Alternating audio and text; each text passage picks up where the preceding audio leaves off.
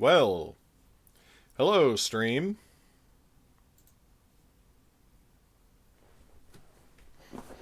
That's right. Hello, stream. We're back, baby.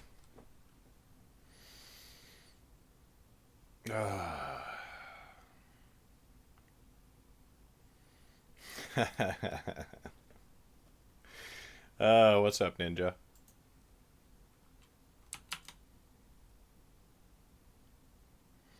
Hello to the stream. We're back. We're working. Today we're working on an audiobook because we're working on the Mystic audiobook. We're trying to get this wrapped up as fast as possible and release it. We're also doing a cool new thing, which is that apparently chat isn't showing up. Why is chat not showing up live? That's showing up.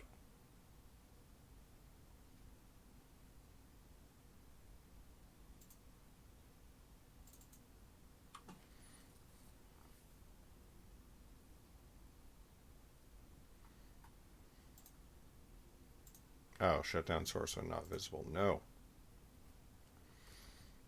Oh, yes, you are correct. I set a timer for that. I did. It vanishes after 30 seconds. That's my bad. Ha! Ha! Ha! Ha! Actually, we're going to remove that.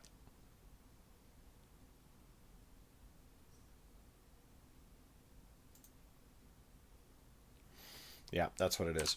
Anyway, yeah, so we're going to start doing a new thing on VlogaNovel streams, and the new thing is that every 5 subscribers that the channel gets, we are going to do a book giveaway. Hey, what's up, WC? So, if you feel like tossing in a subscription, every 5 subscribers, we're going to give away a free copy of the Nightblade Epic Vol 1 to the chat. Because I thought that that would be a fun, cool thing to do, and maybe encourage people to subscribe.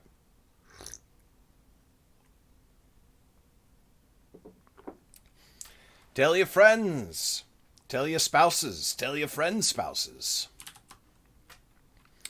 But without too much ado, we're going to dive in and start editing an audiobook.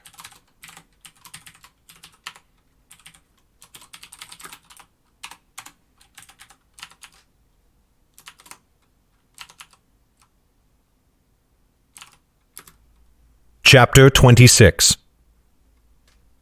They left in haste, abandoning their things at the inn. On the street, Lauren tugged on Zane's arm to draw him back, letting the others drift ahead. Once out of earshot, she leaned in close to whisper. Earshot, she leaned...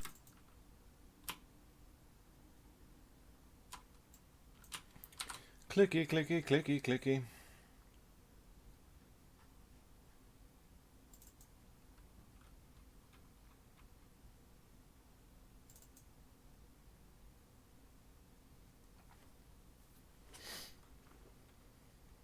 Once out of earshot, she leaned in close to whisper. Are you well enough?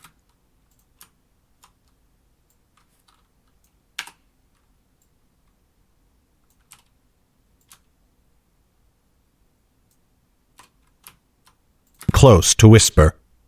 Are you well enough for this fight, wizard? Vivian thinks the other wizards have maidstones. And yet...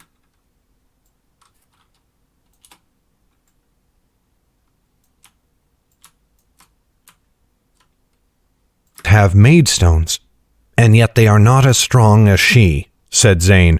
I took her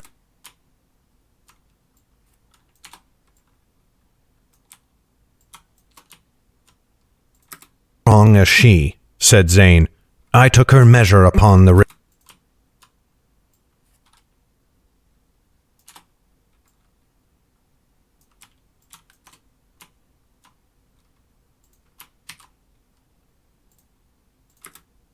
said Zane.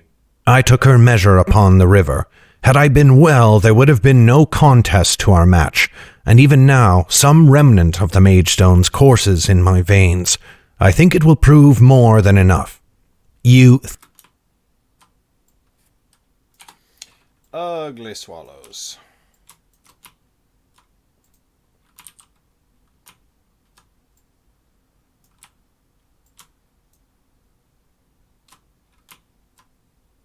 I think it will prove more than enough. You think? Do not fear for me, Zane said scornfully. Only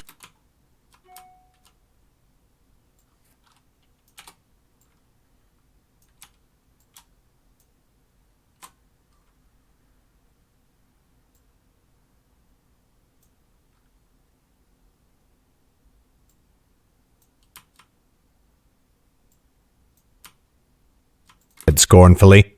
Only keep your head from becoming too friendly with an arrow.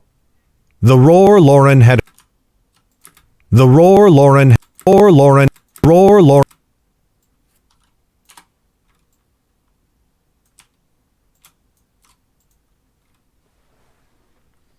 Oh, is it really?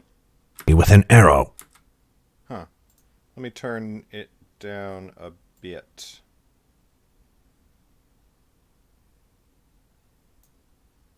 You know what, I'm going to do it this way.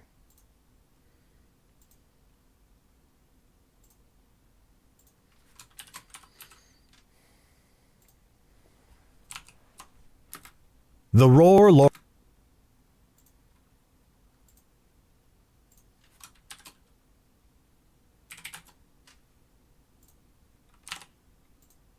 With an arrow. The roar Lauren had heard in the... Is that a little bit better? It's not, is it? Huh. Let's turn me up slightly.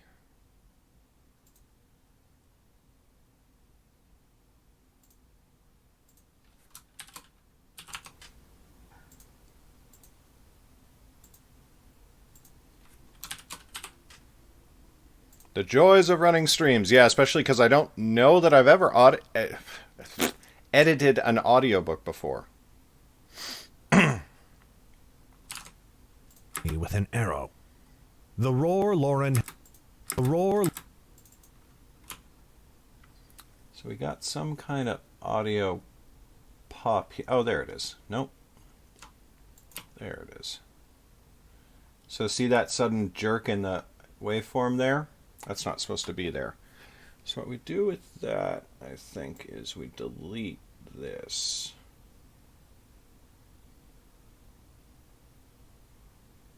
Or no, that's... we have to delete up to here, I guess.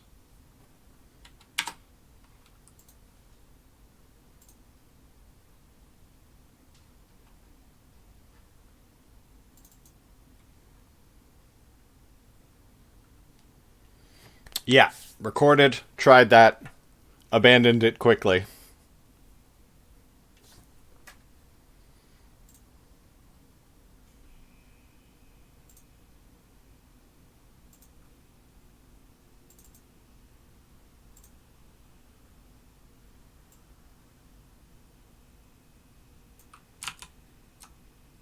Friendly with an arrow. The roar Lauren had heard in the... No more pop. South grew louder the closer they approached, and as they drew near to the wall, she saw its source at last. Thousands of Wellmont's citizens crying in unison. Not super fond of that breath, so we're gonna...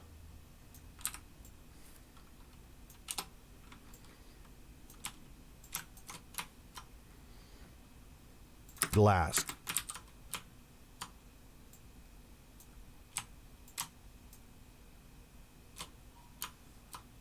Source at last. Thousands of Wellmont's citizens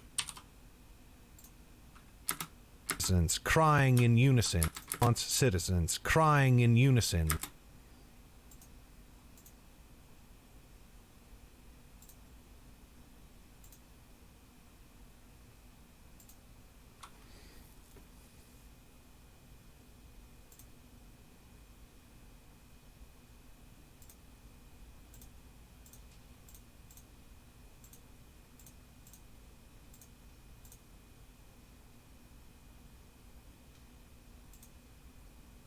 That's awesome. Ninja, thanks for letting me know.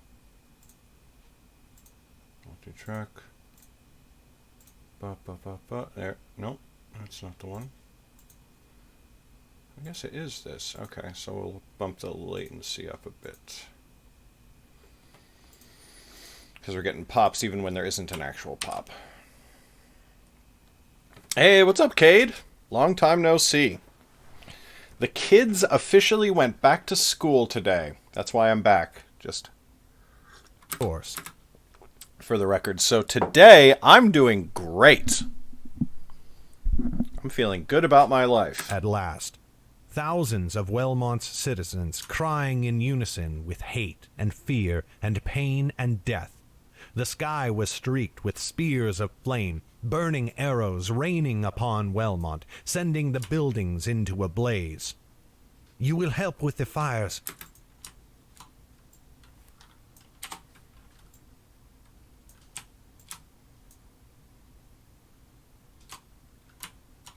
into a blaze. You will help with the fires, It depends what you think it is. Vivian commanded, pointing to Lauren, Jem, and Annis. The arrows...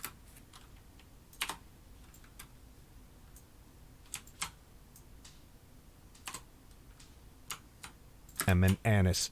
The arrows have caught many buildings alight. When buckets are brought from the river, you will carry them wherever they are needed.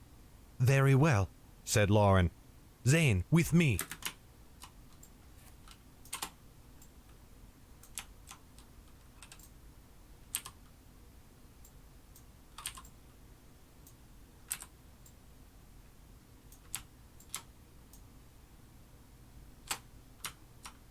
Said Lauren. Zane, with me, said Vivian. No, it's not. It's not Vol 2. This is just Mystic. We will be needed, said Vivian. Zane, with me, said Lauren. Zane, with me, said Vivian. We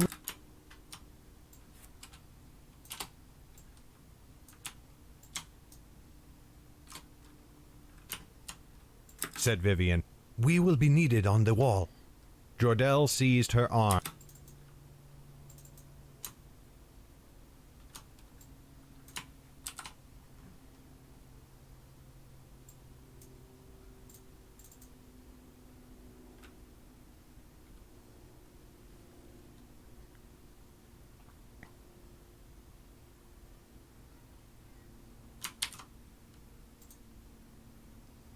On the wall. Jordell seized her arm. See to his safety, Vivian. I will hold you accountable if any harm should befall him. I have seen his...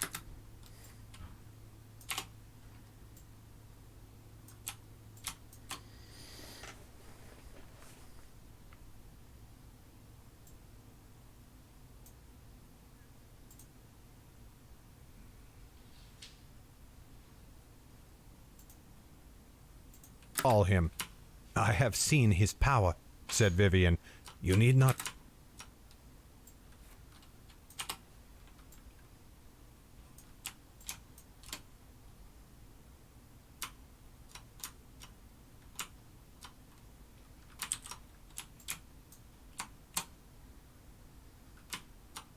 said Vivian. You need not fear for him, and I will have little part to play. Regardless, do not forget my words. Jordell released her, and together Vivian and Zane vanished into the streets, enshrouded by the black smoke that seemed to pour from everywhere. You will not join them?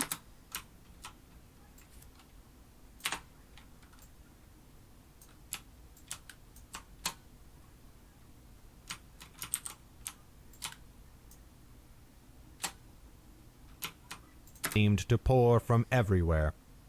You will not join them? Lord.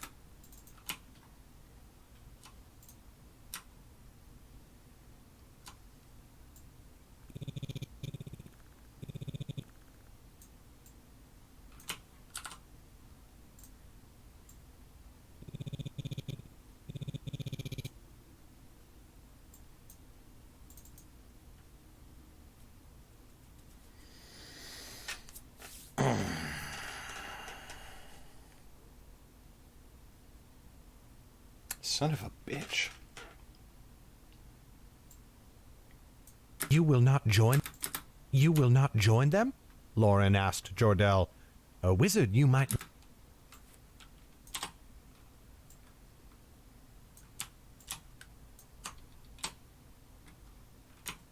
asked Jordell. A wizard you might not be, but a sturdy sword will no doubt be of use in the fighting. but a sturdy sword will no doubt be of use in the fighting. Not as much as a...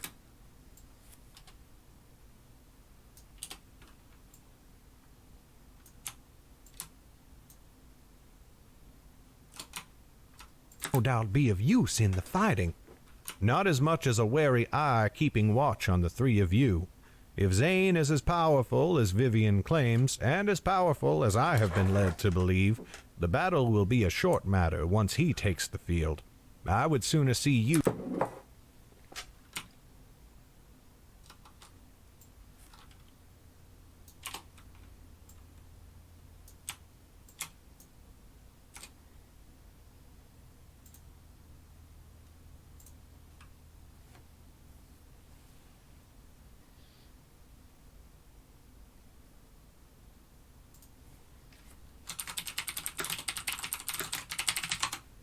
the field.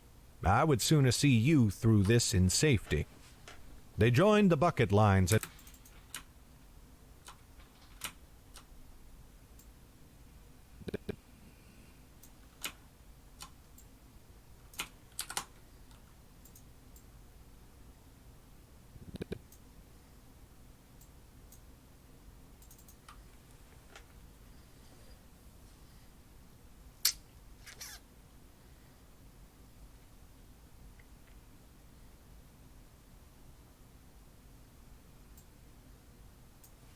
They joined the bucket lines and ran from building to building, throwing water upon any flame that reared its golden head. It was the most draining experience. It was the most... It was the most... most...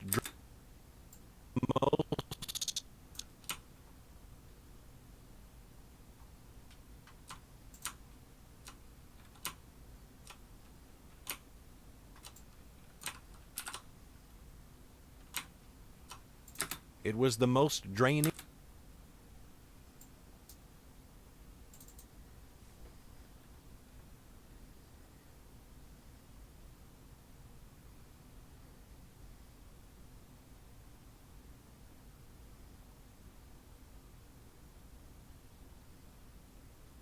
flame that reared its golden head.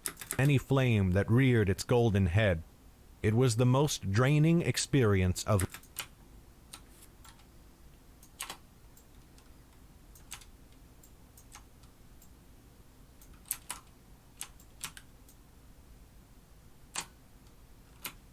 golden head. It was the most draining experience of Lauren's life, taxing both her body and her mind. In no time,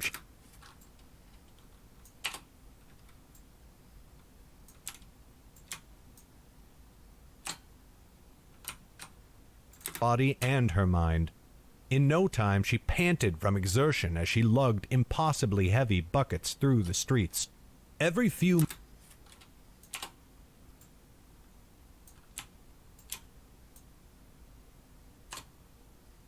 through the streets.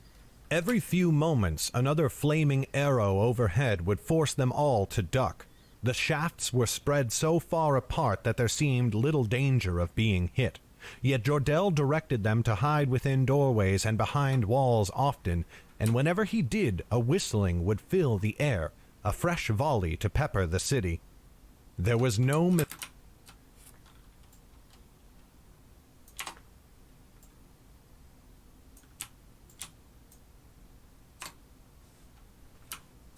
to pepper the city.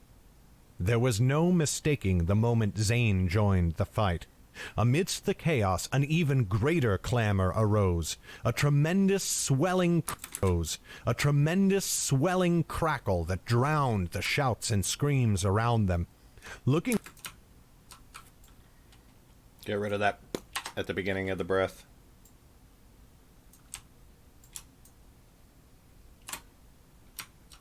around them. Looking up, Lauren saw a small...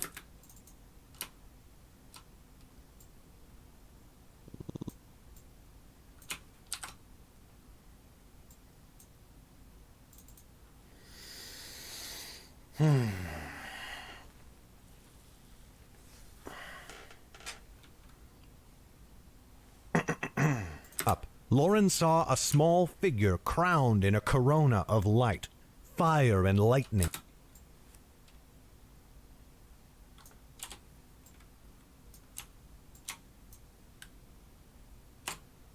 Of light, fire and lightning spit from Zane's hands, flying over the wall to strike amidst the host on the other side. Sometimes his flames were dashed away, and sometimes magic vaulted the wall to strike at him, but always Zane cast it back. She could not watch him long, however, for fire had spread through many of the city's buildings and required all their efforts to put out. No matter... That's an ugly breath. So one thing that I've noticed in the earlier audiobooks, especially when I hadn't heard my own editing or QC'd my own work enough, was lots of breaths through my nose, and they're always ugly. Efforts to put out. So in the future, I'm going to try and make sure I'm always breathing through my mouth. Efforts to put out. No matter how many blazes...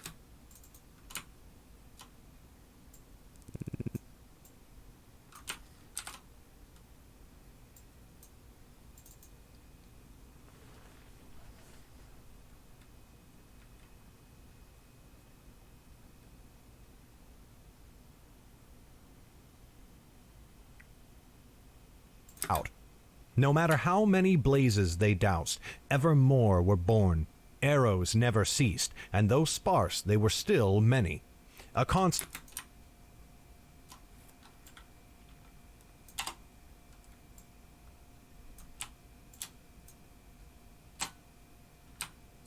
Still many.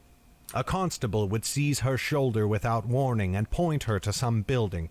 Lauren would follow their finger and find a blaze licking the roof, or somewhere inside, and splash water upon it until her bucket was empty. Then she would return empty. Then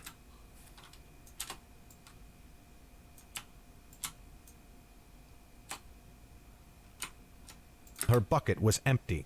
Then she would return to the line to find another bucket waiting. She had a thought in the midst of it all, as she took shelter from another flight of arrows. Not once in all this had she seen any Dortians. The chaos of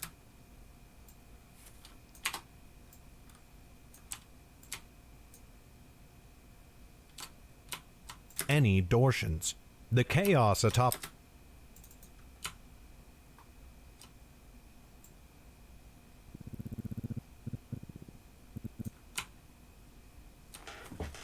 There you are.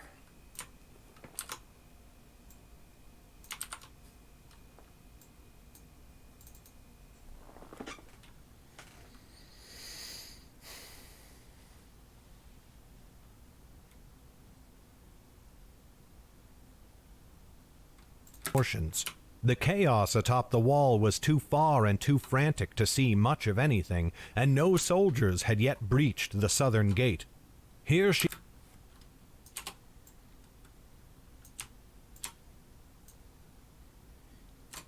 Yeah, for sure. The southern gate. Here she was, fighting as hard as anyone in Wellmont to save their city, and she could not even see the foe. In her weariness, the thought struck her as uncommonly funny, and she gave a quick bark of laughter. What?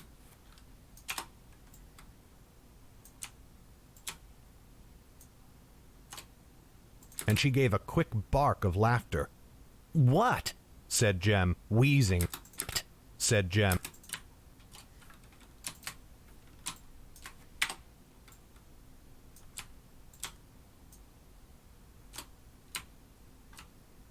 What?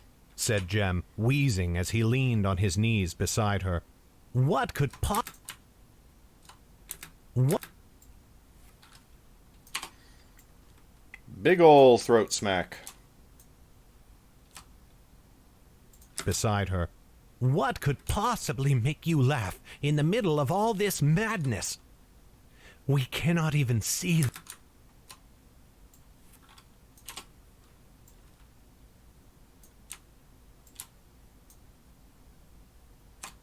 Madness. We cannot even see them, said Lauren. The Dortians. Where are they? Gems. Are they?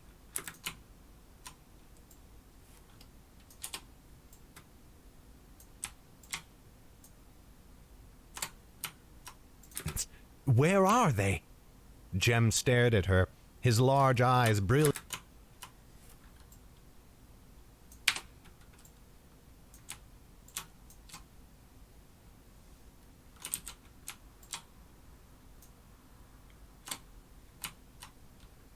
Stared at her, his large eyes brilliant white in the middle of a soot-blackened face.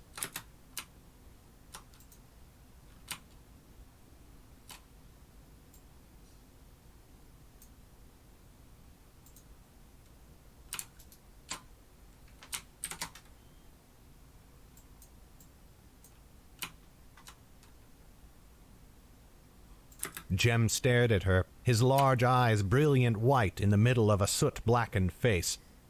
They are...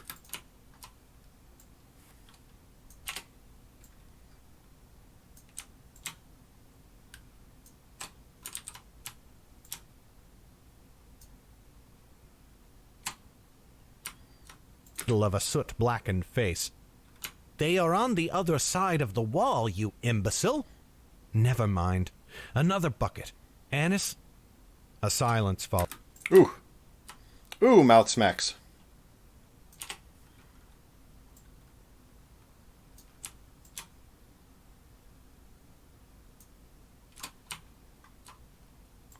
Anise? A silence followed, and her heart stopped. Frantically, she looked around, but the girl was nowhere in sight. Anise?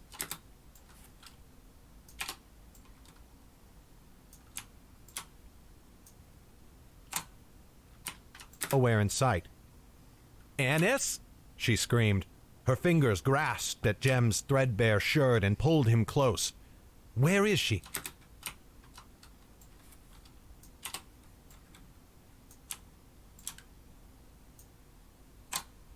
Him close. Where is she? Which way did she go? I do not know.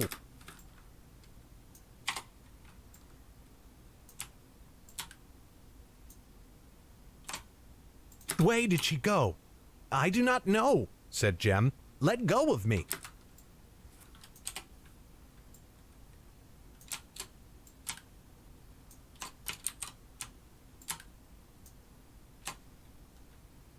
Oh, said Jem. Let go of me. Anise!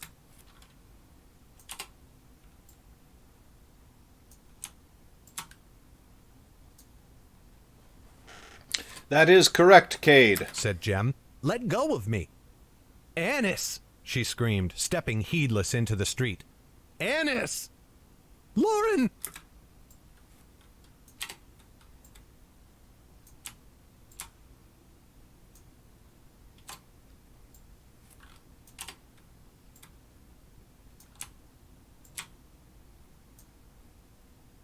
Stepping heedless into the street.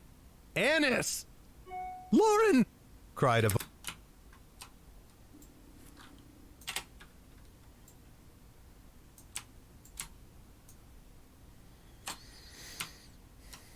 Anise! Lauren! Cried a voice, and she found herself thrown to the ground as a small form tackled her. She raised her arms to strike it until she spotted Anis's face. Anis?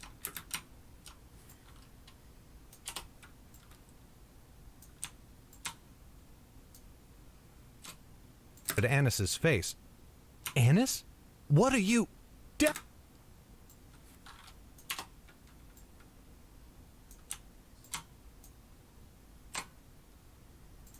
Anis? What are you... Down!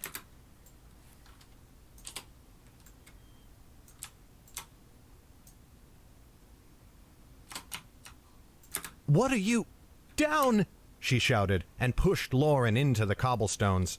A whistling filled the air. Cobblestones. Stones. Stones.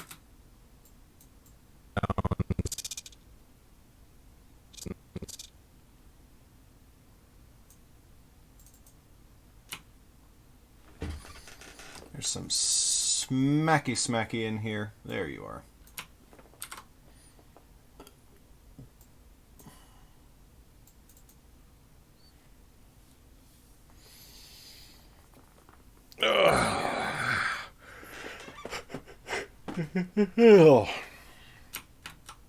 cobblestones. A whistle. Cobblestones.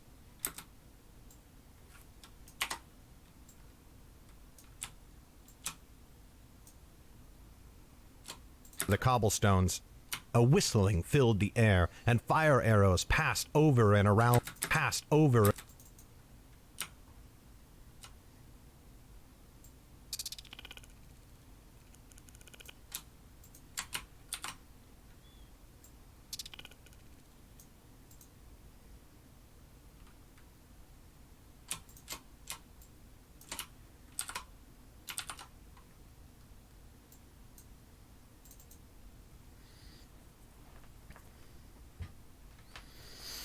Yeah, there's, you know what?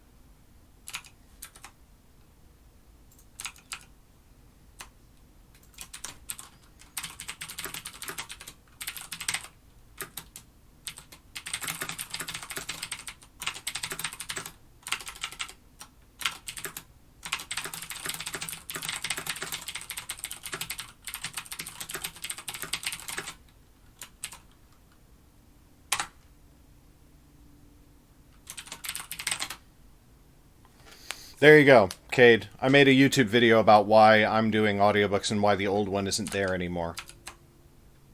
Was passed over and around them. Passed over.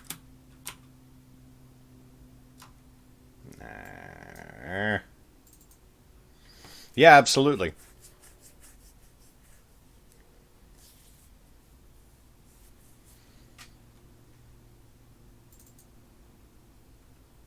Arrows passed over.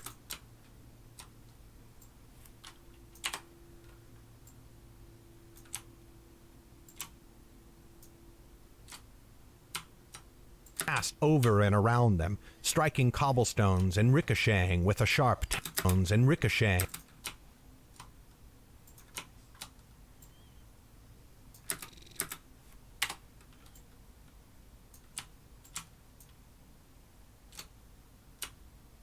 And ricocheting with a sharp tang, but none found their mark.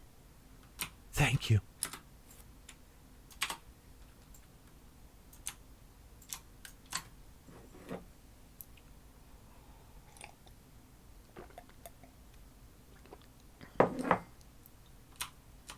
Tang, but none found their mark. Thank you, said Lauren.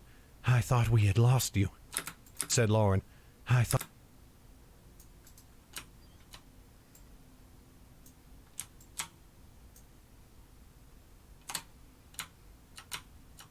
said Lauren.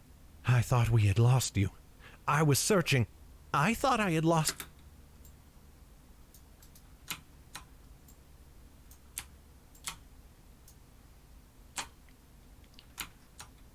I was searching. I thought I had lost you. Let us try to find... The rest of Ennis's words were lost in a roar of flame and snapping timbers. A building farther down the street had collapsed, and from its ruins bloomed a shower of sparks that singed the air around them. Put it up!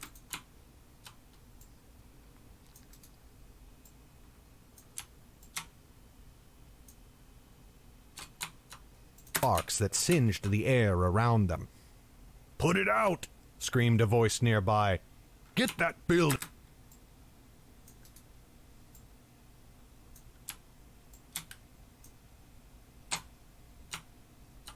Nearby.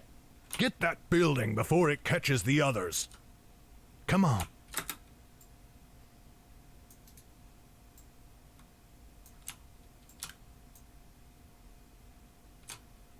The others. Come on, said Lauren, rising.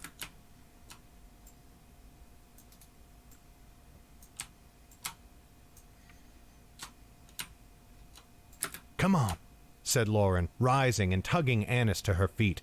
Jem joined the girls, and together the three of them ran towards the collapsed building. It was either a shop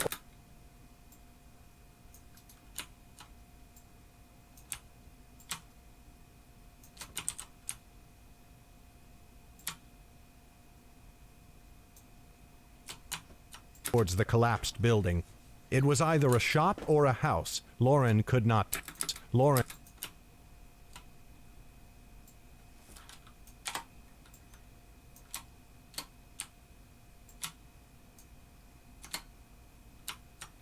House. Lauren could not tell. She paused as she realized Jordell was not there. In her panic to find Annis, Lauren had almost forgotten the mystic. As they came to the wreckage, Lauren heard a blood-curdling scream from within. Poking from between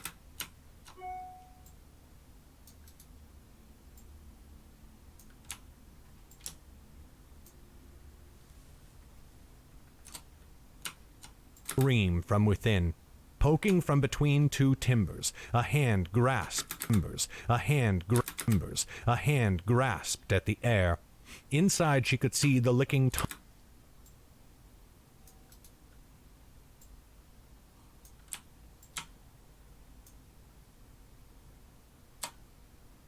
at the air. Inside she could see the licking tongues of flames. "There is someone inside," said Annis, but Lauren had already seized one of the beams and was trying to move it. Annis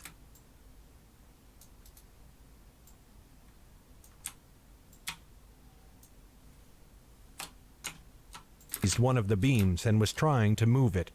Annis went to her side, and in a moment 2 men appeared. Together they heaved the debris away from the body, and Lauren reached for the hand that clutched for her. The hand that clutched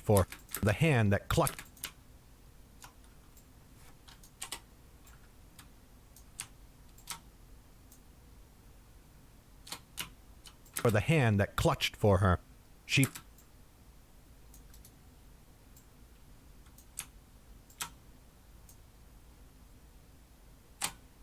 hand that clutched for her. She pulled as hard as she could. A woman slid out among the dirt and the filth. Woman slid out. Those SL sounds, always a problem, especially on my voice. But I think for most people too.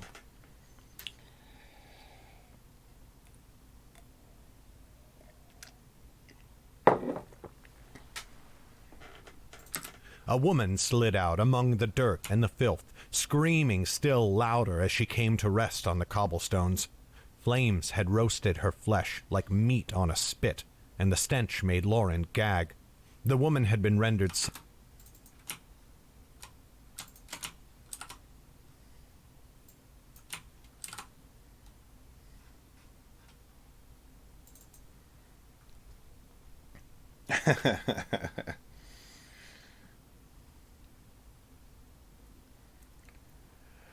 Understood. and the stench made Lauren gag. The woman had been rendered sightless, with deep burns. You are not alone in that, ninja.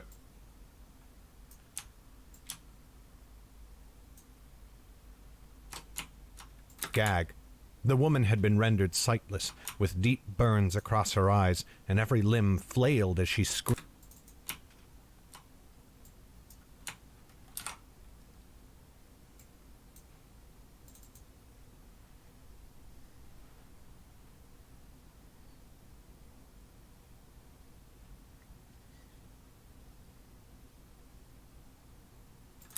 And every limb flailed as she screamed in agony. Calm down. Oh, it's an ugly swallow.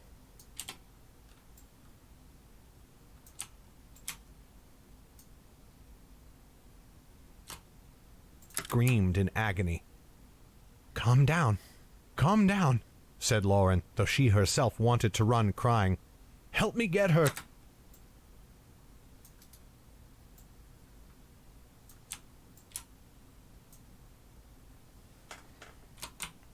Wanted to run, crying, "Help me get her to a healer." Together with Annis, she heaved the woman up and slowly made their way. Heaved the woman up and slowly made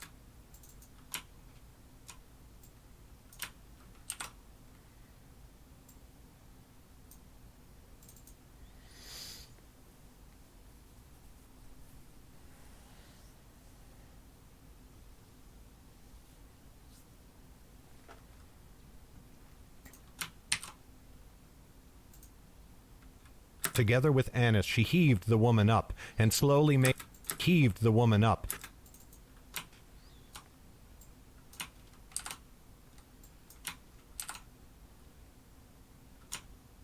She heaved the woman.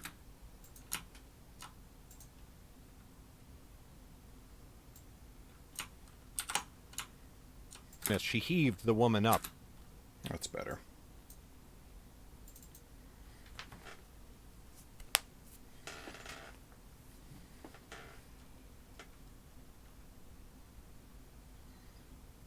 Oh, you rock, Cade. Hope you like it. Together with Annis, she heaved the woman up and slowly made their way to the bucket line. This woman needs a...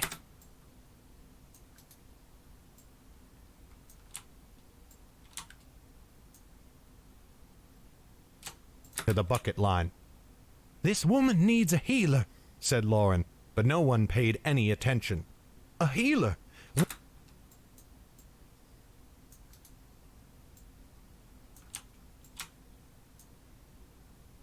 Oh, thank you, Tafferling. Any attention.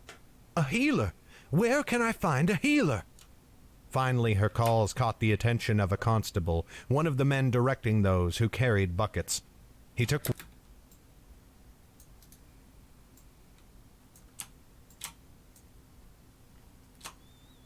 who carried buckets. He took one look at the woman and turned away. Leave her. Those burns will kill her, and no medicine can prevent it. We must...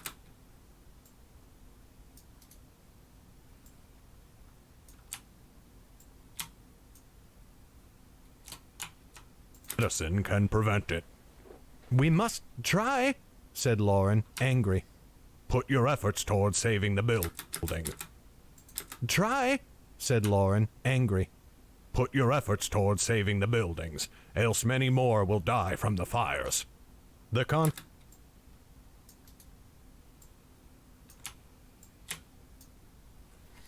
I understand completely, Cade. die from the fires. The constable walked away, and Lauren was left standing with the woman's arm slung across her shoulders. Come, said it.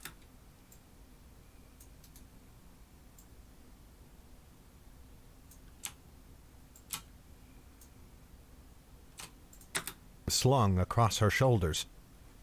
Come, said Annis gently. He is right. We must...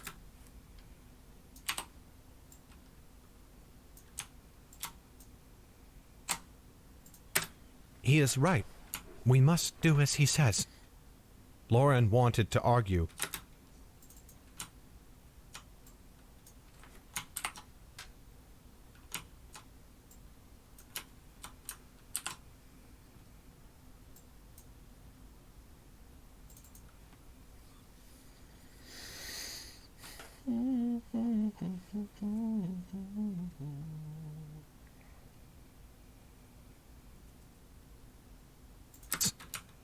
Lauren wanted to argue, but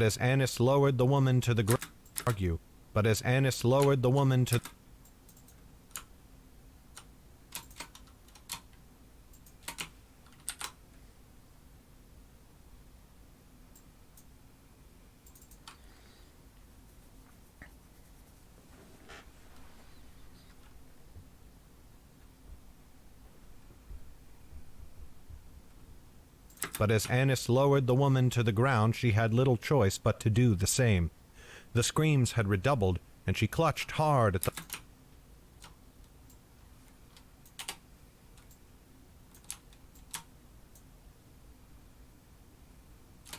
do the same. The screams had redoubled, and she clutched hard at the black cloak. Lauren tried to pry her finger. Lauren tried...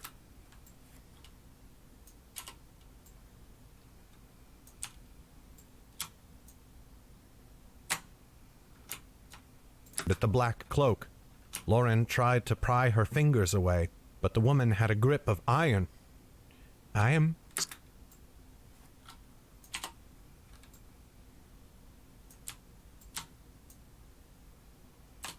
a grip of iron. I am sorry, said Lauren,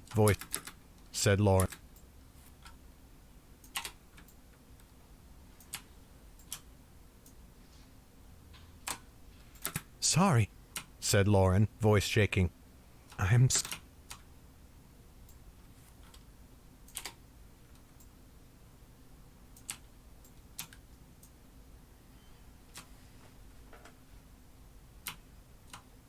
Said Lauren, voice shaking.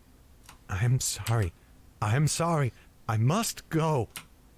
At last she freed herself from the woman's grip and stumbled away, but not towards the bucket line. She did not know if it was the smoke or the red glow of the fires, or merely the shock of it all, but Lauren felt blind.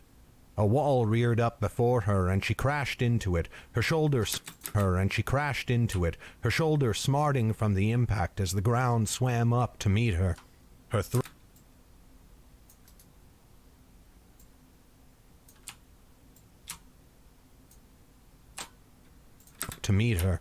Her throat seemed to constrict, burning as it sucked in the smoky air. The smell of the woman still lingered in her nostrils. Then all at once it overwhelmed her, and she lost her food to the cobblestones. When she was done, she sat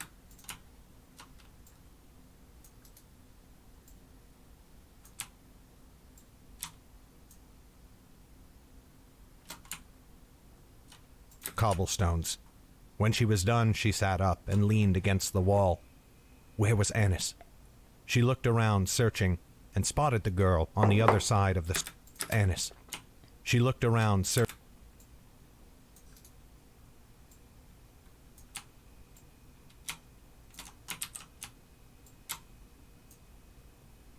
Annis. She looked around, searching, and spotted the girl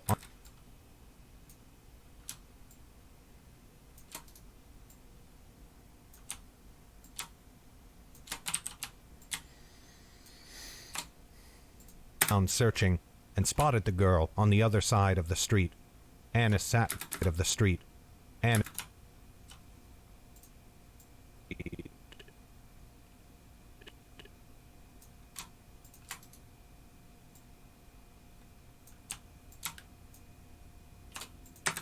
of the street. Annis sat beside Jem, holding the boy in her arms while he shook uncontrollably with tears. Gently Annis rocked him back and forth, while Jem scrubbed at his eyes. Though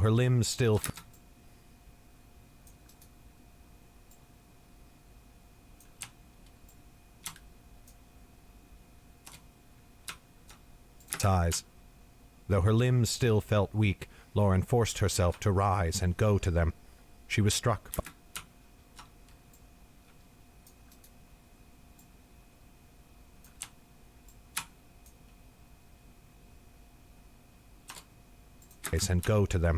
She was struck by the calm on Annis's face. The girl could have been riding a carriage on a country road for all the distress she showed. Gently she stroked Jem's hair, rocking him back and forth as the boy fought for control.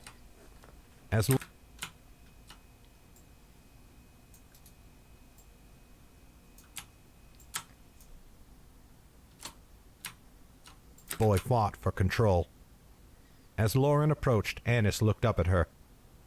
Are you well? I am not, said Lauren, but I shall.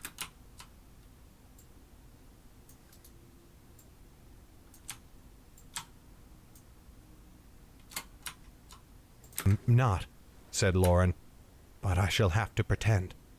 And you? This madness does not seem to trouble you as much as I would have thought.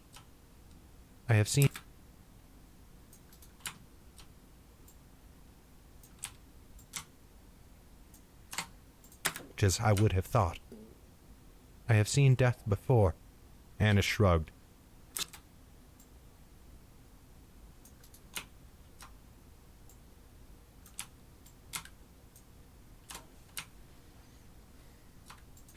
Annis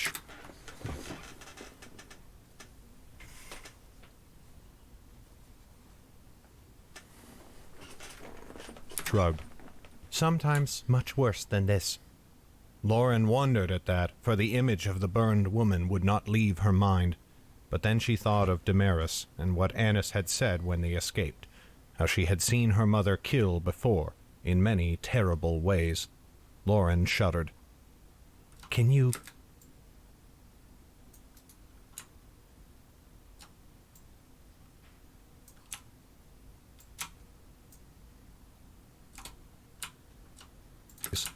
Lauren shuddered.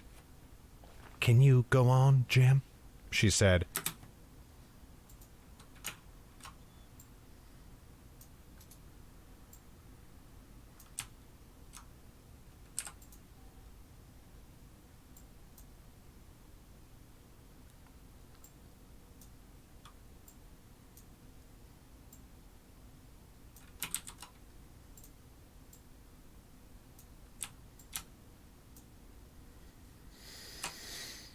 Go on, Jim, she said. No one will think worse of you if you wish to return to the inn.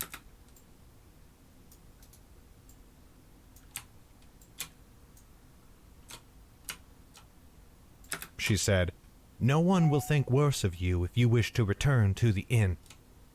I will not.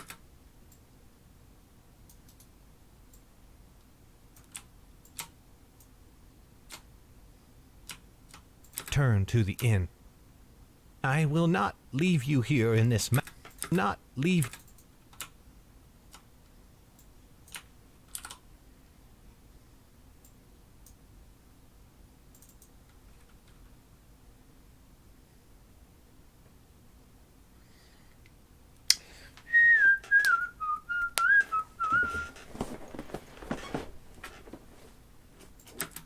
I will not leave you here in this madness.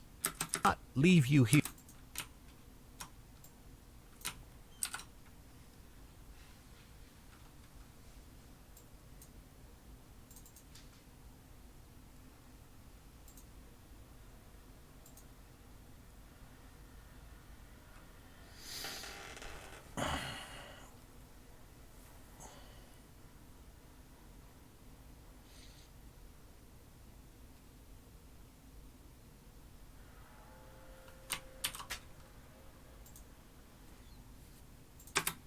I will not leave you here in this madness.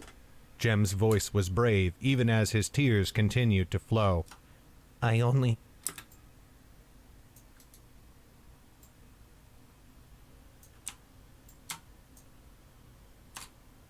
Tears continued to flow. I only... It is only that I have never seen...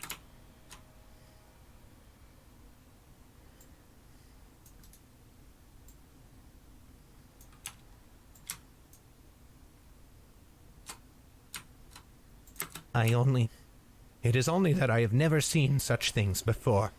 This is no battle like before.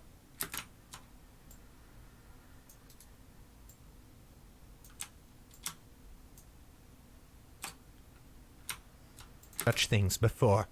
This is no battle like they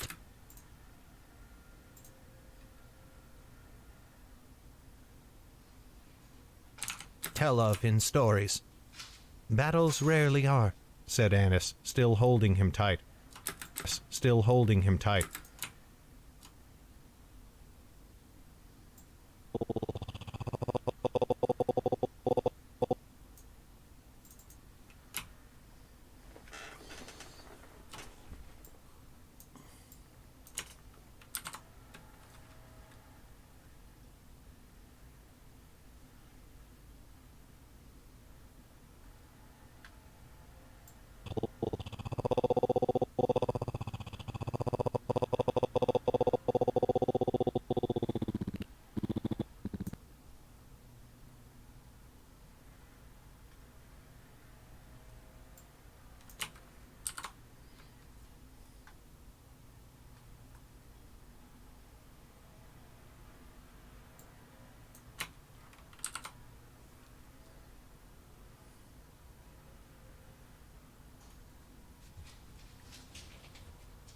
Battles rarely are, said Annis, still holding him tight.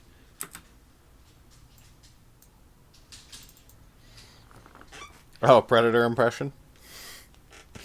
Nice.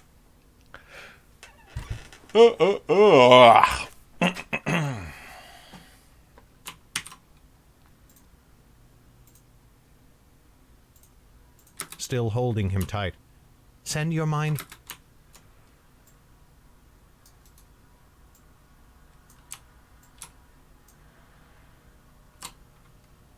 him tight.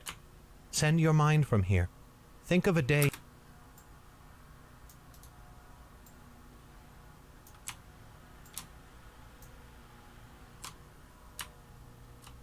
mind from here. Think of a day in the future, when we have left this place far behind and live in Calenton as wealthy nobles. It will come true if you keep thinking of it. Jem shook his head, but he did not shrug her arms away. Shrug her arms away. Arms away. Arms away. Arms away. Ooh. Ugly. You ugly.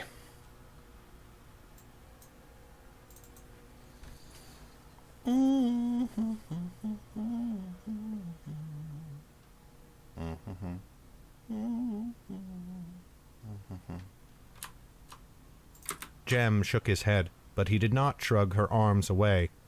I am not a child.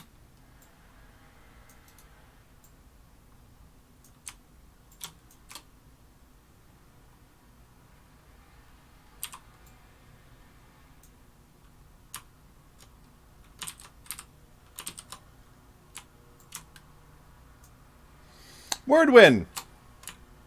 Greetings! Jem shook his head, but he did not shrug her arms away. I am not a child. I do not play such games. Only give me a moment to collect myself. In the dark...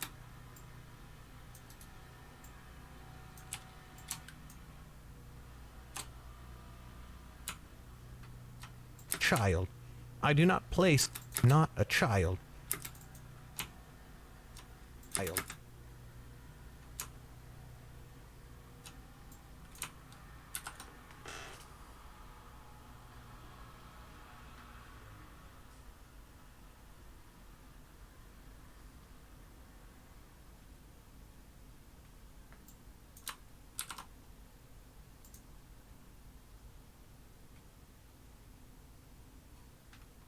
I am not a child. I do not play such games. Only give...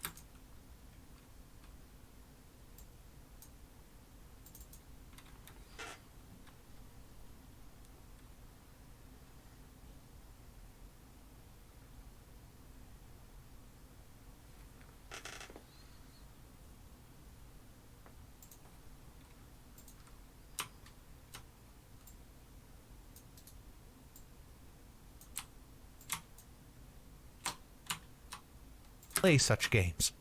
Only give me a moment to collect myself.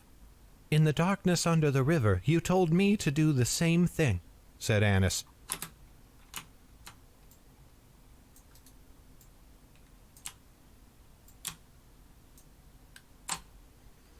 Same thing, said Annis. Send...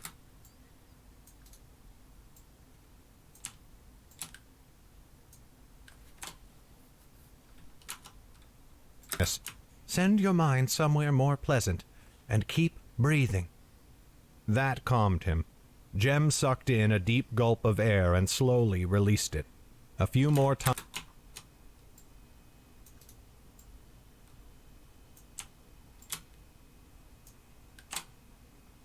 Released it.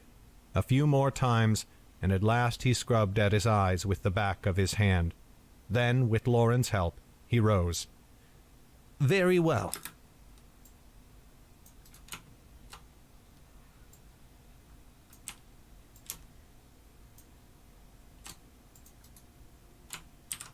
He rose. Very well, he said. If we...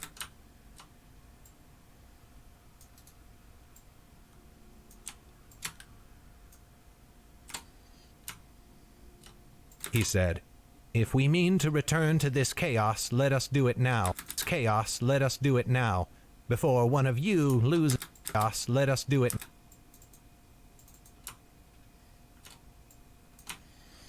Ugly.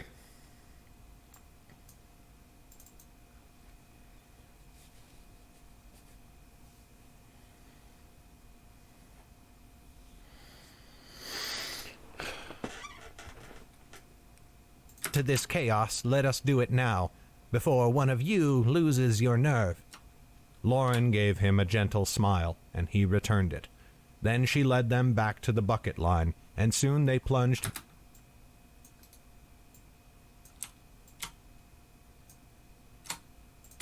bucket line, and soon they plunged back into a world of roaring flames and pain-soaked screams. All the while, Lauren found herself looking anew at Jem and Annis beside her. She wondered if she would have been as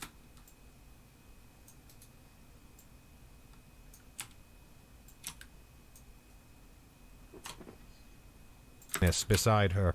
She wondered if she would have been as strong at their age, or if she would have run in terror from the flames. In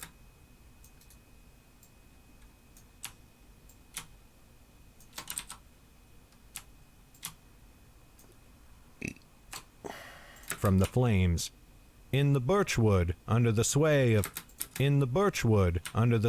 of cruel parents, it had been easy to envision herself as the brave girl at the center of a great tale, waiting to be told. But now she had met two others to be told. But now she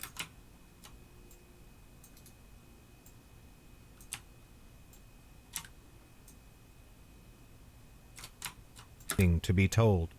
But now she had met two others whose courage might well have eclipsed her own.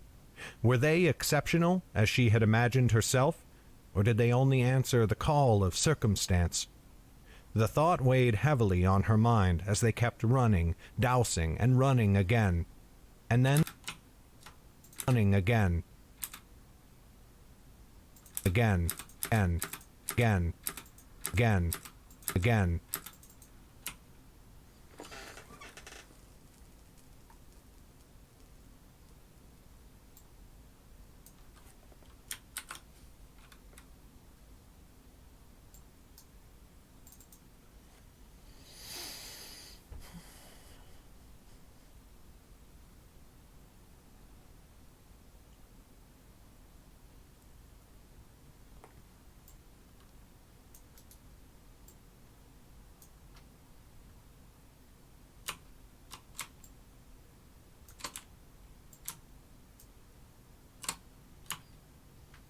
Running again. And then the bells pealed throughout the city once more, and a great shout rose up all along the southern wall. No more arrows hissed at them through the air. The Dorshans were retreating. The battle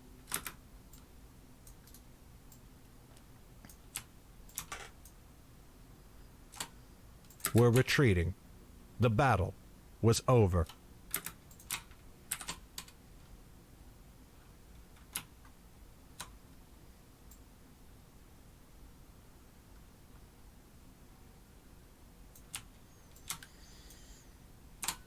Woof.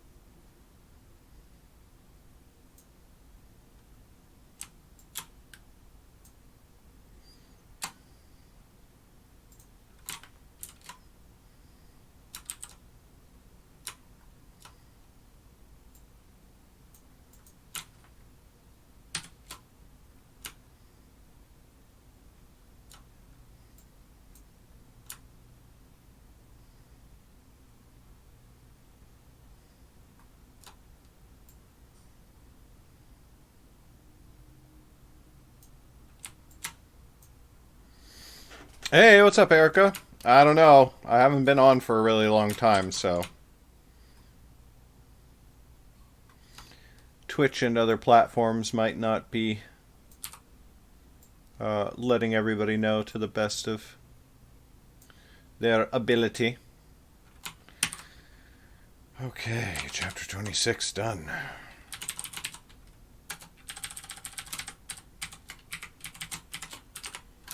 And that has been over an hour already. Oh, God. Oh, Lord.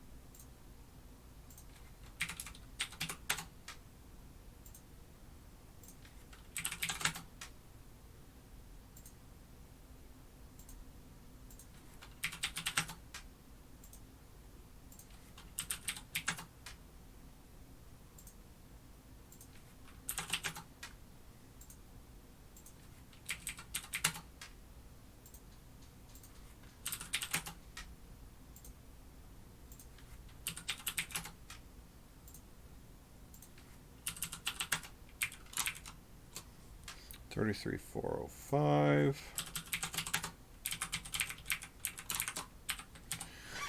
Okay, not too bad. Where is my journal? Wait, where's my journal? Oh. Alright, I'm going to take a short break.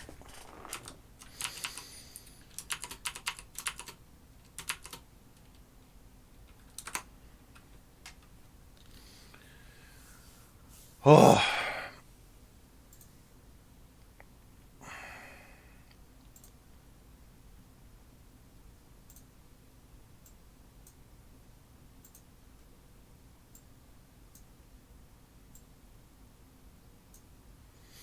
And I will be back in a few.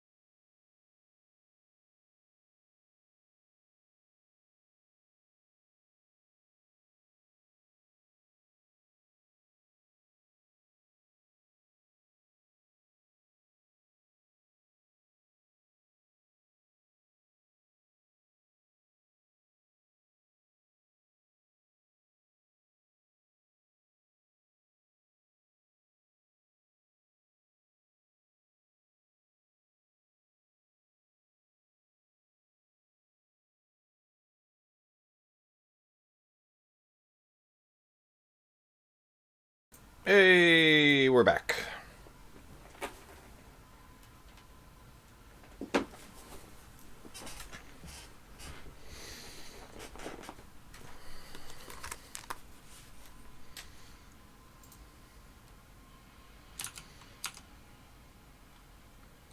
Whew, once more into the breach.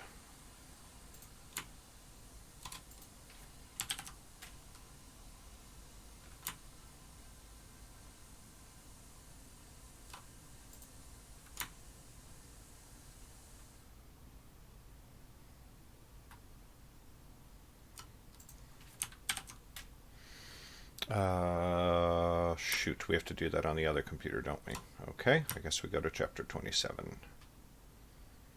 Balls. Chapter 27. Lauren stumbled out of a... Lauren...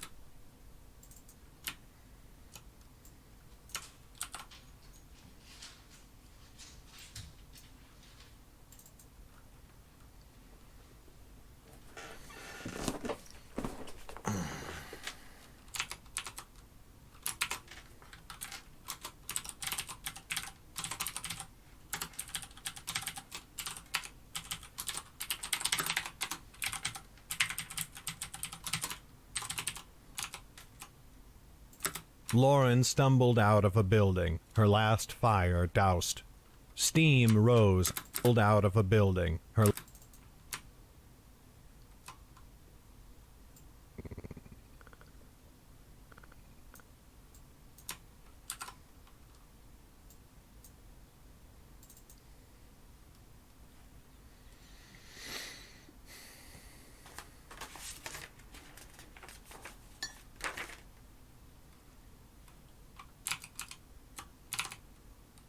building, her last fire doused.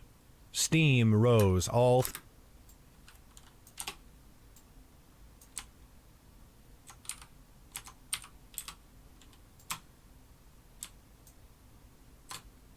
Nope. Fire doused. Steam rose all throughout the streets, lingering...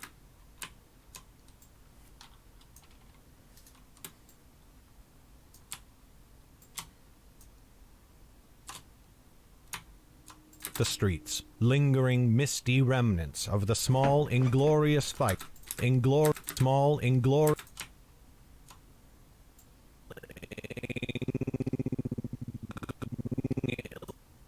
Glor... Glor... Glor... Glor... Glor...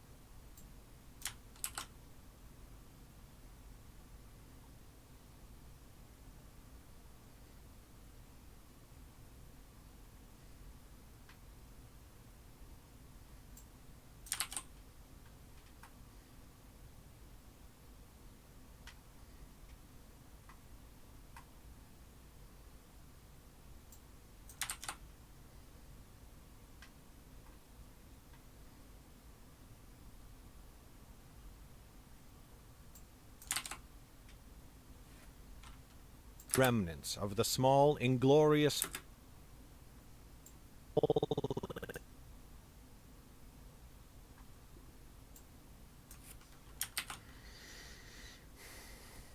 All in...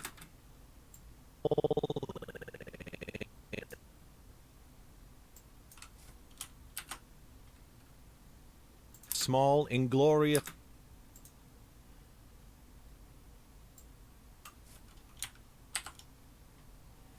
Inglorious...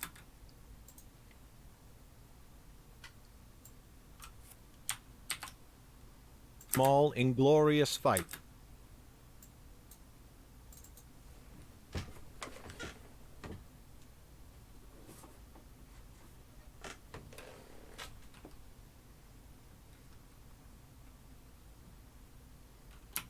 all inglorious fight the city's inhabitants had fought against the unrelenting flames. Jem lay on his back in the middle of the street, chest heaving and eyes closed. Annis sat cross-legged nearby, head drooping as though asleep. Mayhap she was. Moving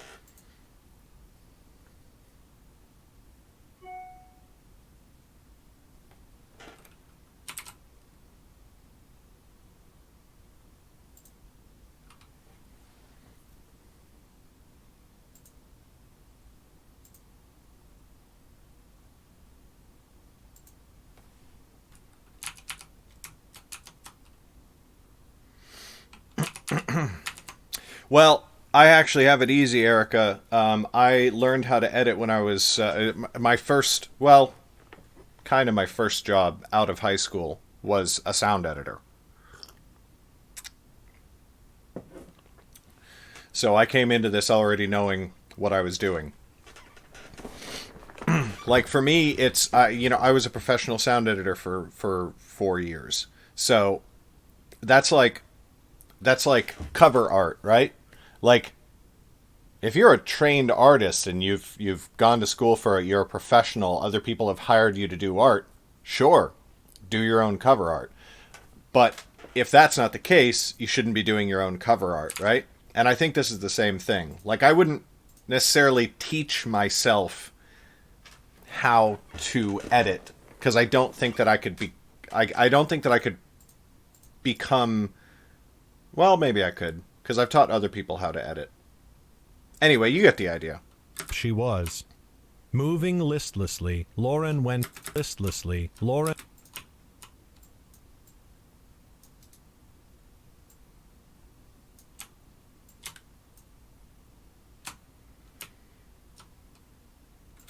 Lauren went to lean against the building's wall, her head bumping against the bricks. They were still warm with the heat of the fire she had just put out. Every part of her wanted to lie down as Jem had, and sleep in the street for days, only waking after the siege was over and the Dorshans had left. But now that the battle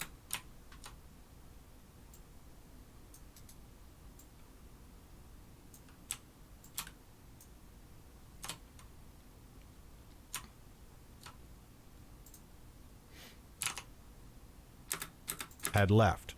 But now that the battle was done, Jordell would want to flee Wellmont, and Lauren wanted that even more than rest. Somewhere in the chaos and the burning she had reached her decision. If this was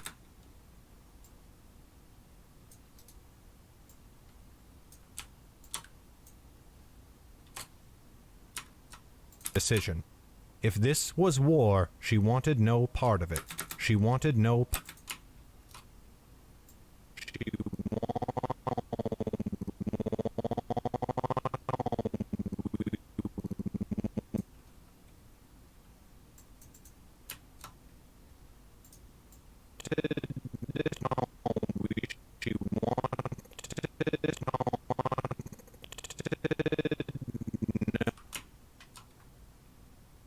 She wanted no. She wanted. She wanted.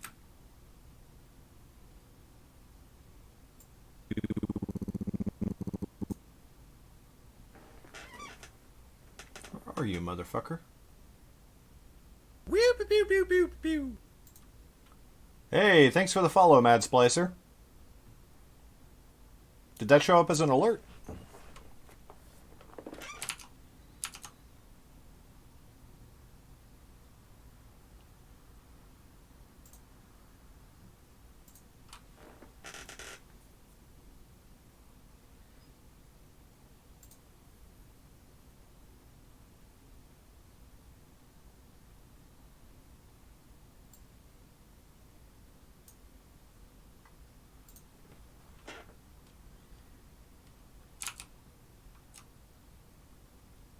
I didn't see it.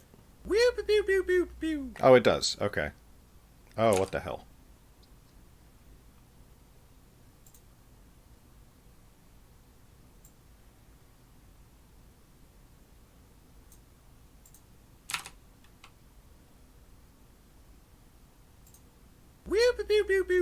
There we go.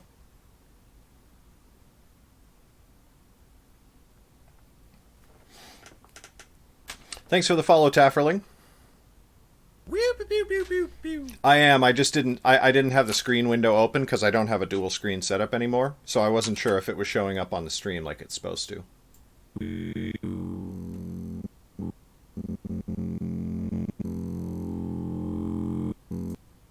Is it here?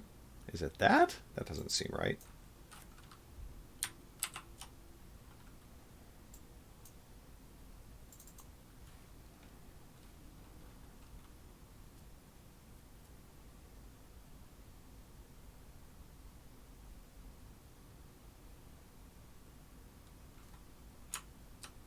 was war, she wanted no part of it. There we go. And if Jordell meant to stave off a war, she would help him. She did not doubt it would come. She would help him. She did.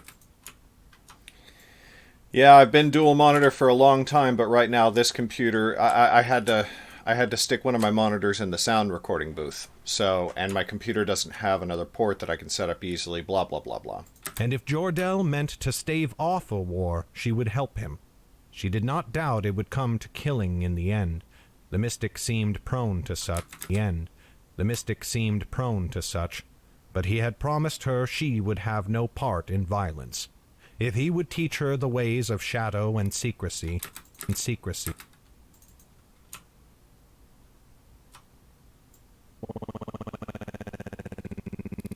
There you are. Oof, ugly.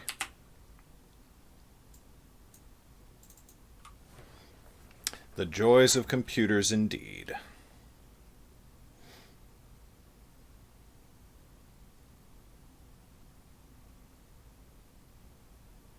Of shadow and secrecy.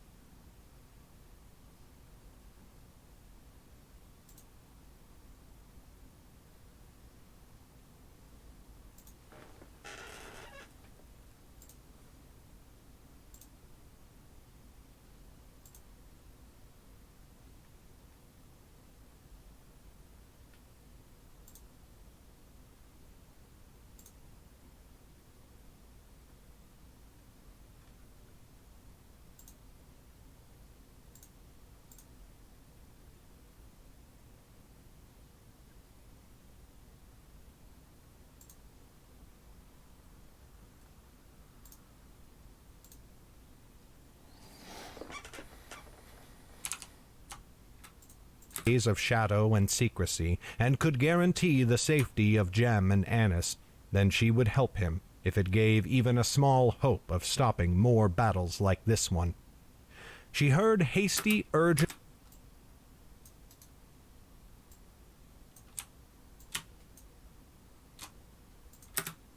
like this one. She heard hasty, urgent footsteps, a distant cadence amidst the shuffling walk of all those around her. Her eyes snapped open, and she saw Zane walking towards them. The wizard's clothes were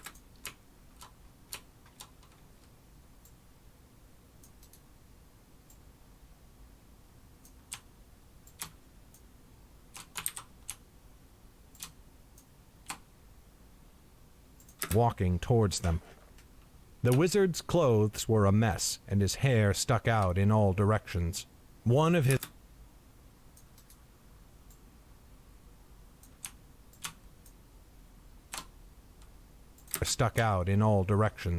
One of his eyebrows had burned off, and the top of one boot was tattered, but his eyes gleamed clear and bright, and his steps did not falter. He caught sight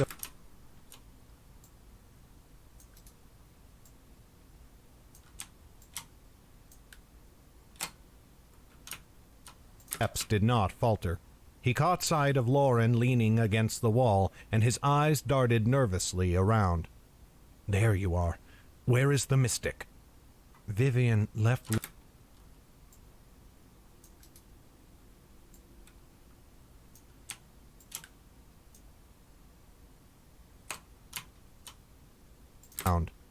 There you are. Where is the mystic? Vivian left with you before the battle began, Lauren mumbled. She could not find the strength to speak louder. We have not seen...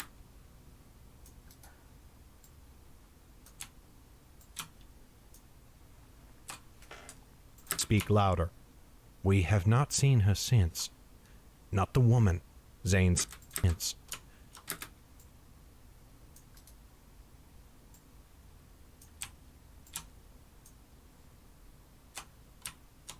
Not seen her since.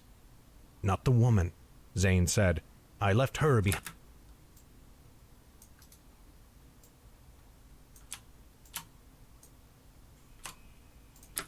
Zane said. I left her behind. Jordell. I did not...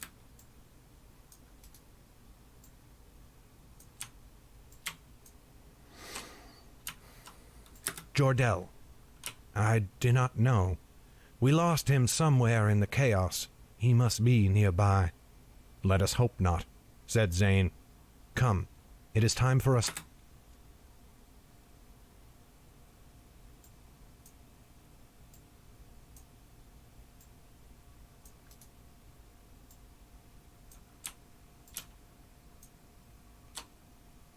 said Zane. Come, it is time for us to go. Go? Her hackles rose. Go where?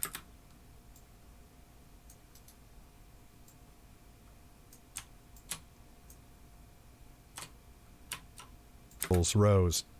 Go where? Jordell is our way out of the city. Jordell is our way out of the city.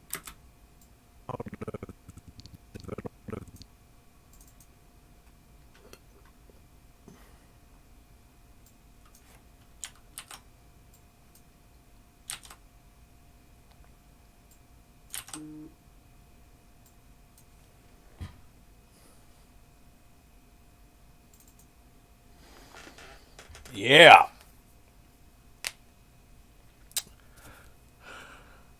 Yes, my cozy new office. It's very nice. The city. Where? Jordell is our way out of the city. I do not need...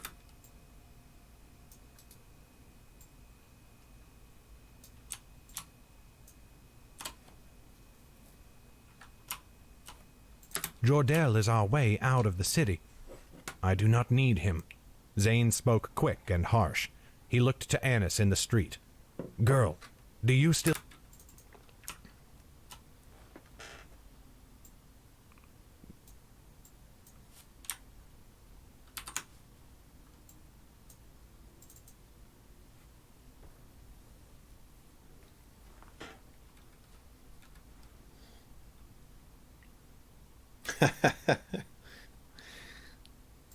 Girl, do you still carry the cargo you had with you?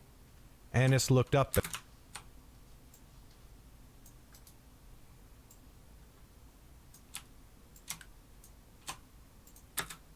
You had with you? Annis looked up at the wizard, her eyes blank and unseeing for a moment. When they focused, she gave a slow nod. A slow nod.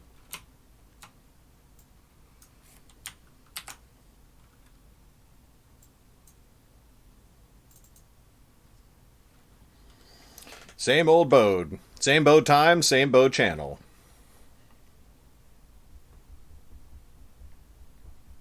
She gave a slow nod. I have them. That is all we...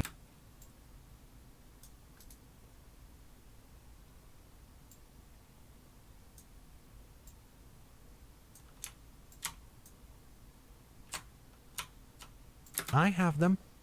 That is all we need, said Zane. Come, quickly.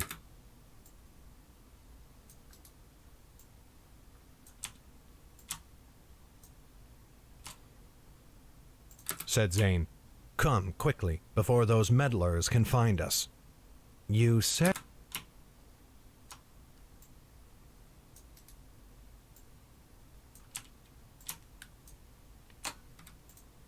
Find us. You said you would leave with Jordell. Leave with Jordell.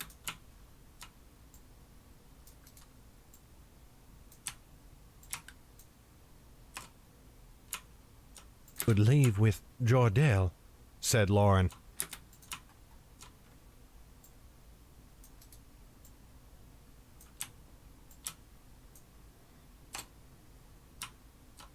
Leave with Jordell.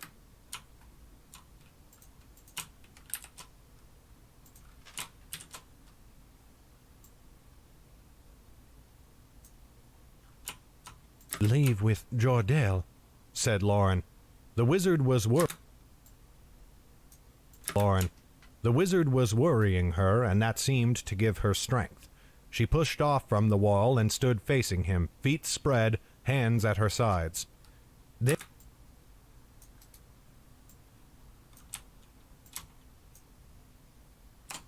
Her sides.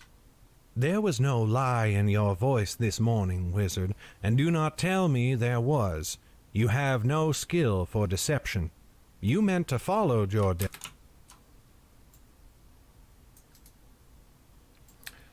Smacky, smacky, smacky, smacky, lippy, lippy, lippy, smacky.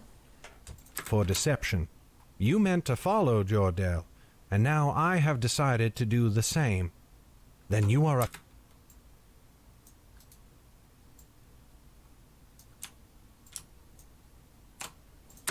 it to do the same. Then you are a fool, snarled Zane.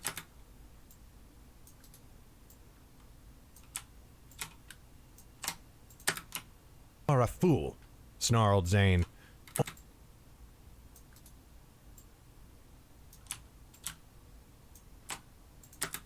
Snarled Zane. Only one lost in madness would go with the mystic, or aid him in his plans. If you had heard half the things he told me, you would run screaming from this place and live forever terrified by the sight of a red cloak. What?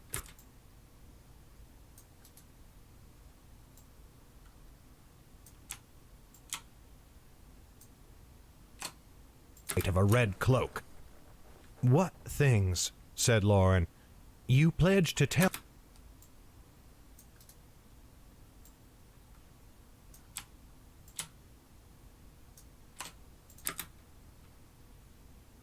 Said Lauren. You pledged to tell me what he said. Let me hear it now. Let me.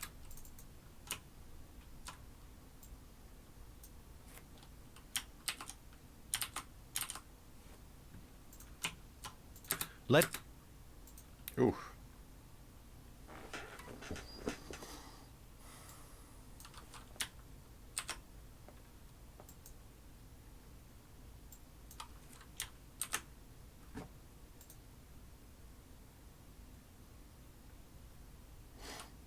A theory in development.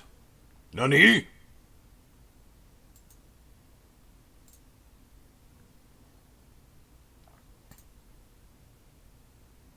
Hello, Lauren.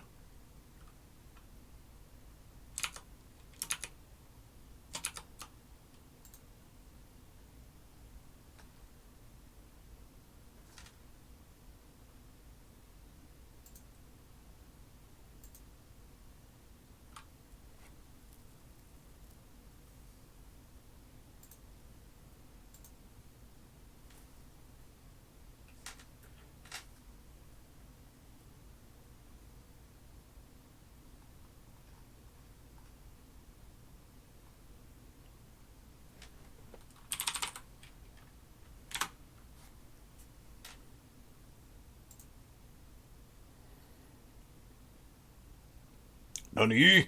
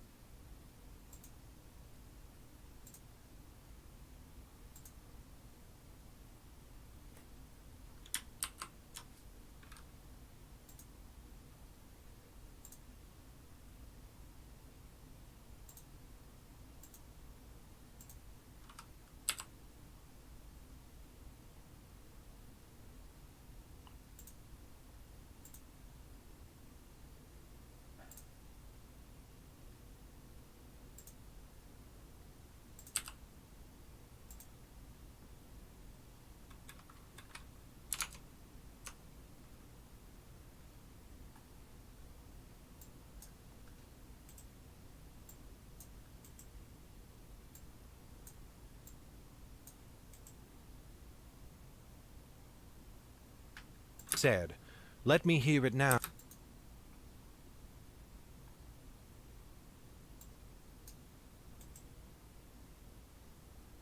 Let me hear.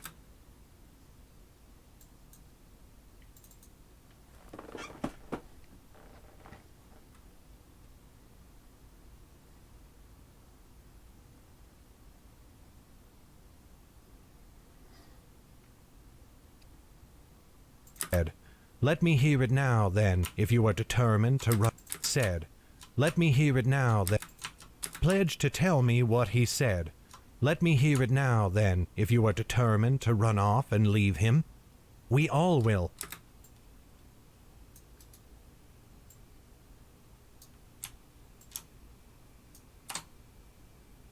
And leave him. We all will, said Zane. You have...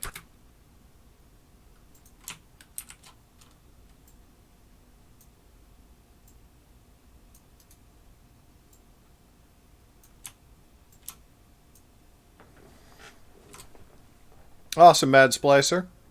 Thanks so much. We all will, said Zane. You have promised...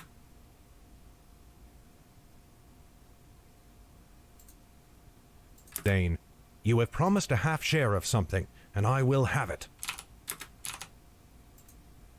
What a dick. Woo! Dude. Said Zane.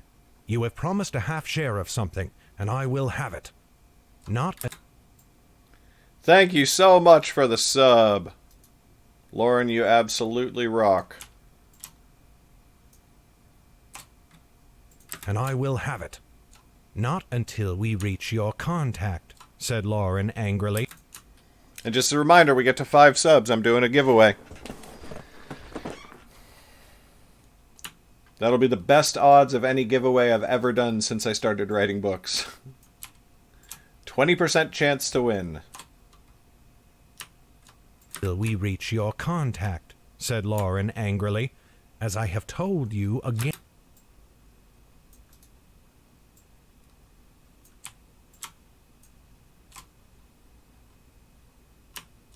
Angrily, as I have told you again and again. Foolish girl.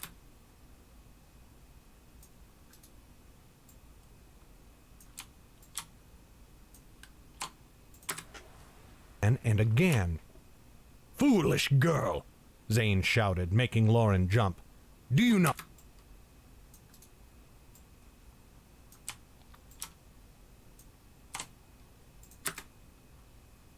Making Lauren jump. Do you not think I could take them if I wanted? Do not think I could take... What a dick. Hey, thanks for the sub, Ripple Fargo. You the bomb. Not think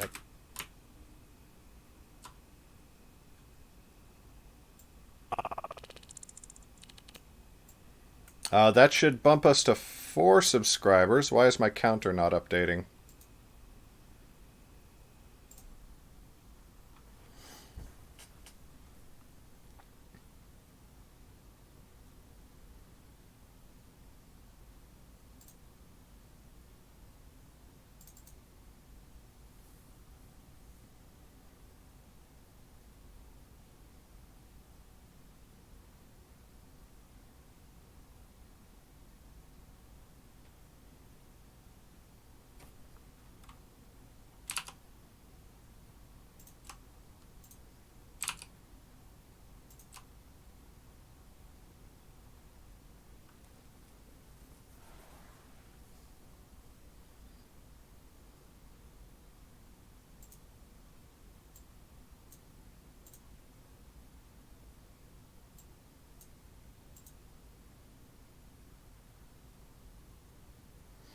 Oh, stream labels, why do you gotta be so... Ugh. What a dick.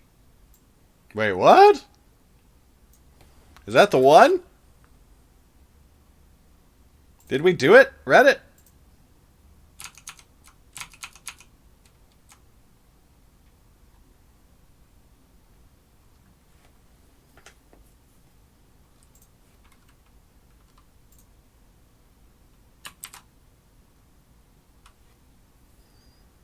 Oh my god, how do I find out this information?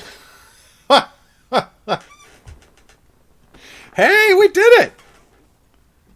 That's the one!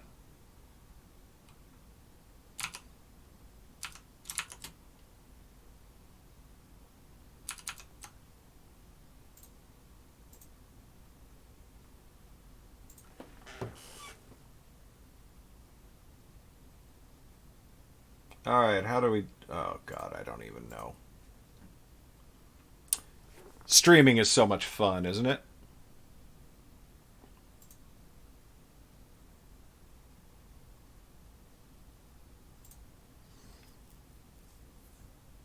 Alright, let's see here.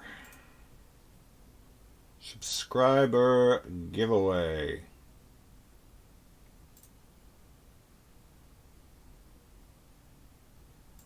Boom. Okay. So that should be in there now. And it should show...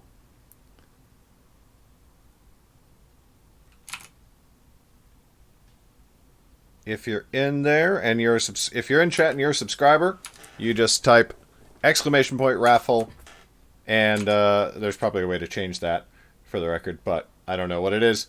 And you are entered. I think that's how it works. I'm new to the whole giveaway thing. Hey, there we go. Boom!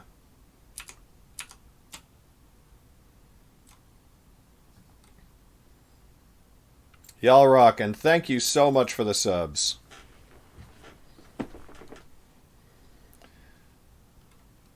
Get in, everyone! Get in there!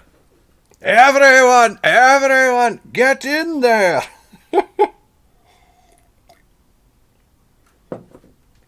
Jump.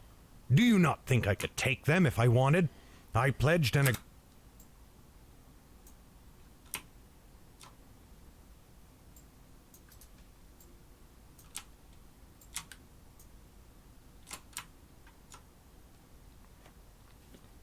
If I wanted, I pledged an agreement, but you have twisted the terms until they have nearly snapped.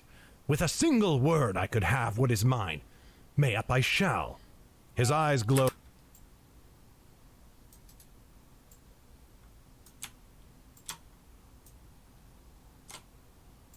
Mayhap I shall.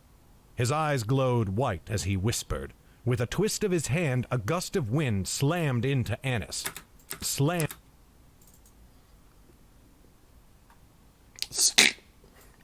into Annis. Ugly clicky. Hey, the subscriber count even updated on the stream. Everything's going our way today. That's fantastic. With a twist of his hand, a gust of wind slammed into Annis. She flew into the air with a cry, landing on her feet beside him, where the wizard seized her arm.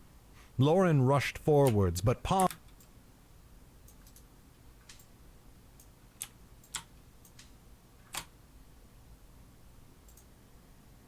Seized.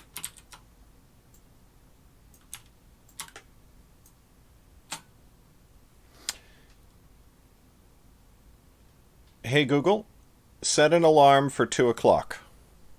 2 p.m. Set. Wizard seized her arm. Lauren rushed forwards, but paused as the glow in his eyes increased, and he raised a hand towards her.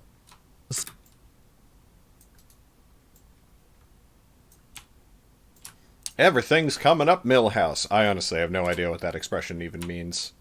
I'm just going to be frank with you. Towards her. Stop this! Cried Lauren. We may... Cried Lauren.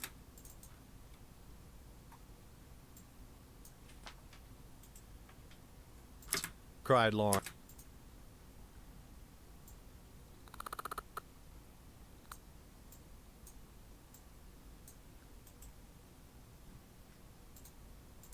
Cried Lauren.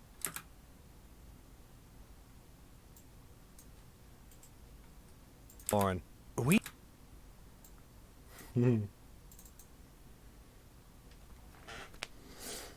No, I know it's a Simpsons reference, but, like, I don't get how it's coming up Millhouse. Oh, did Millhouse say it? Okay, well, that makes sense. I should have thought of that.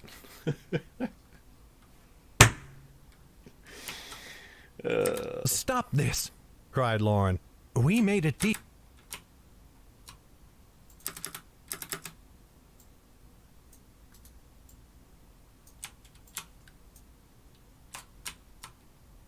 Lauren.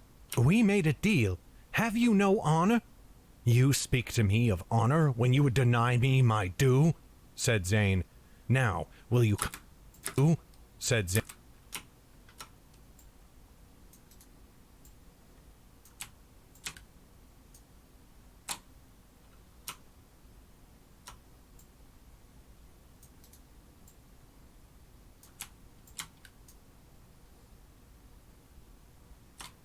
Said Zane. Now, will you come with me willingly, or must I take my share by force, and yours as well? Lauren was nearly swaying on her feet from exhaustion. She knew not what to do. Already she had decided to go with Jordell, and even if she had not, she no longer had any wish to travel beside Zane. But what choice did she have? If she refused, she did not doubt he would take Annis and flee Wellmont alone, and then she might never find him in the Magestones again. And then,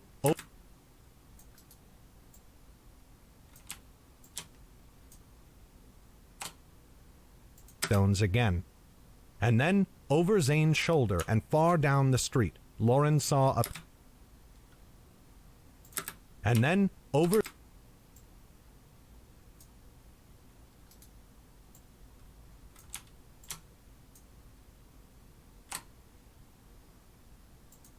Over Zane's shoulder and far down the street, Lauren saw a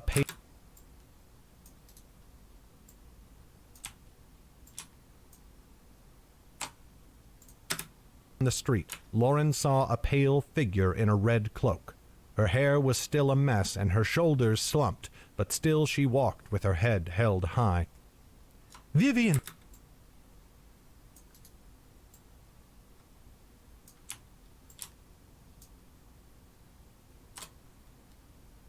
Head held high. Vivian!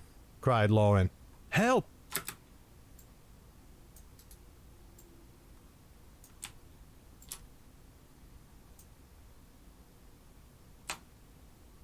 Cried Lauren. Help! The mystics gave...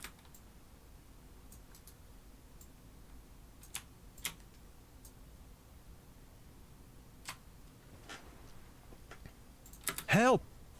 The mystic's gaze... I don't know what a KFC Double Down dog is, but I know what it sounds like. The mystic's gaze snapped towards her and took in Zane's grasp on Annis. Her eyes glowed white and an invisible force propelled her through the air towards them. She landed between them. She landed between Lauren and Zane, her eyes on the wizard. What are you...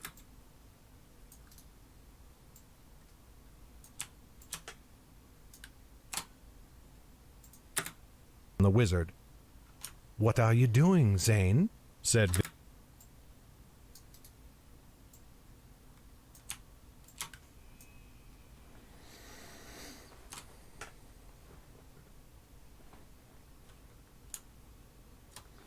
Oh yeah, that's a good idea. Erica, you can totally enter the giveaway and then give the book away to a friend or loved one. Doing, Zane? Or you can use it as a weapon to beat in the head of someone you don't like. Doing, Zane? Said Vivian. I mean, a book this big has many purposes. You know, this is a hefty tome right here. This is 800 pages of weight that you could theoretically bring to bear on fragile bone structure.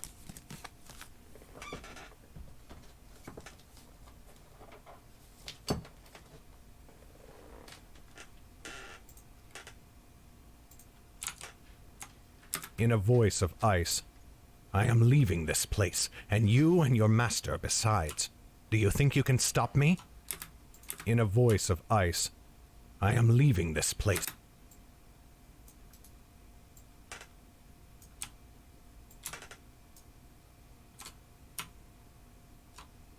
Ice, I am leaving this place, and you and your master besides.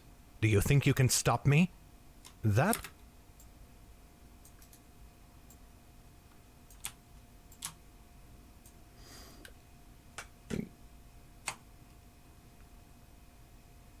can stop me?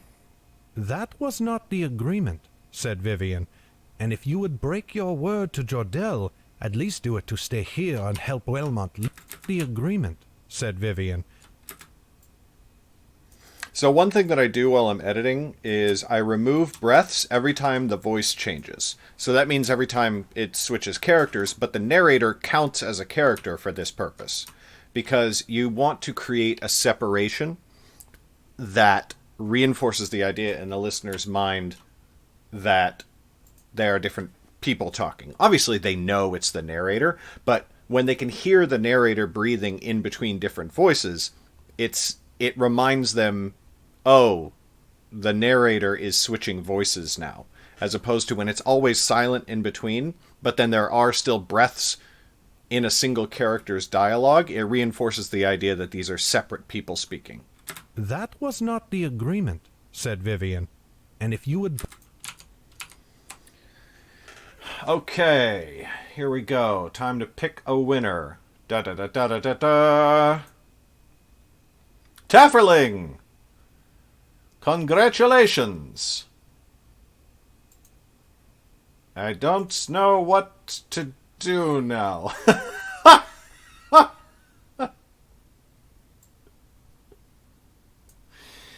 I suppose I need to send you a message. How do I do that? Lots of options for blocking and reporting. We don't want to do that. Is that working now?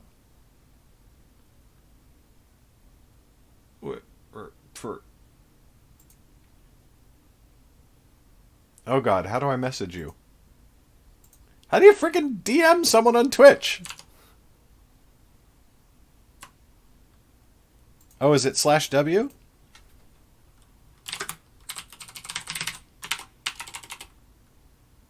How do you whisper again? Is it /W?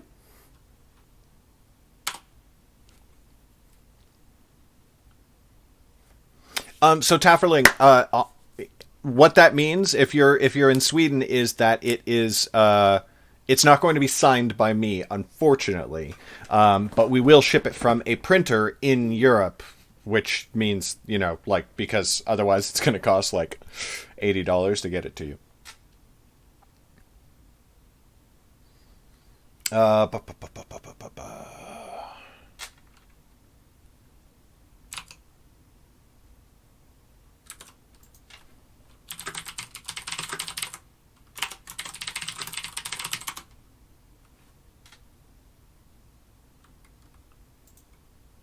Left click. Yeah, see? Okay. Here, hold on. Here we go. I think I got this. I'm so sophisticated.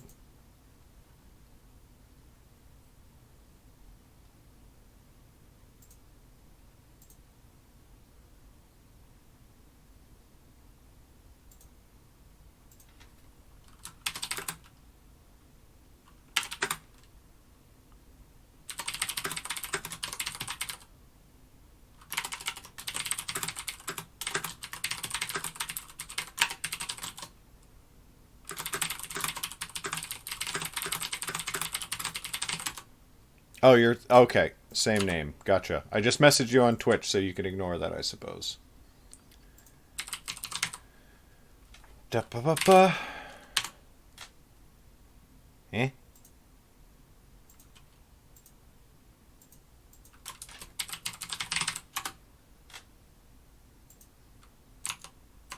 Don't ignore it. I can't find you in Discord. Ha! Ha! Ha!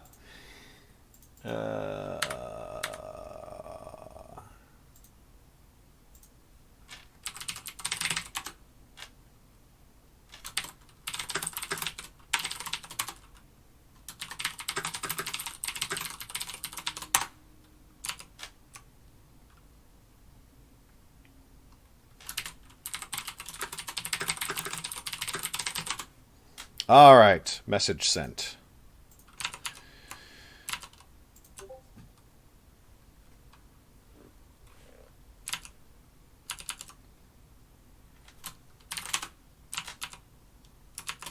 And if you would, said Vivian, and if you would break your word to Jordell, at least do it to stay here and help Wilmot live. But Zane laughed at her, even as he pushed Annis away. The girl stumbled and fell to the street, scrabbling away from Zane as he gave Vivian a cruel smile. Yaren's been a few years, Lauren. Unfortunately. I really want to make the rest of this year and definitely 2020 be the year of killer production. I've dropped out basically everything that I'm doing except for producing new books. Smile. I care nothing if your precious home is reduced to rubble. Only one person in this world concerns me, and every moment I spend away increases his peril. Jordell is your best chance to see your son again.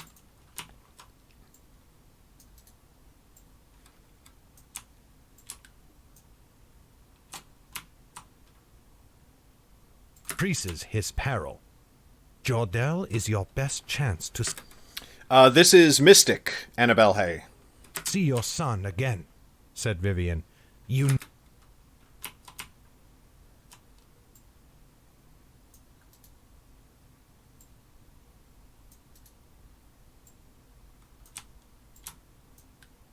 Correct.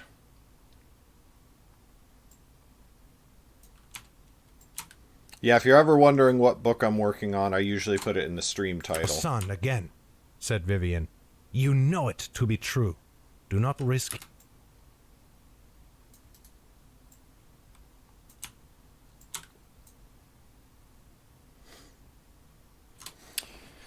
Yeah, so just a reminder for anybody who just tuned in, we just did a book giveaway, and Tafferling won a free copy of the Nightblade Epic Vol 1 hardcover.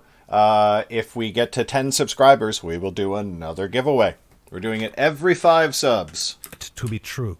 Do not risk his safety for your own pride. So if you feel like tossing a sub, and if you have Amazon Prime, you can subscribe for free. So that's cool. Safety for your own pride. Has Jordell told you all he told me? Said Zane.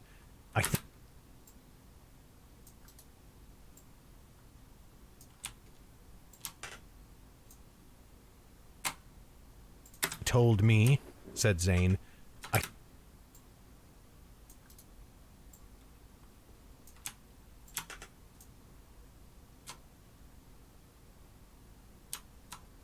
Said Zane.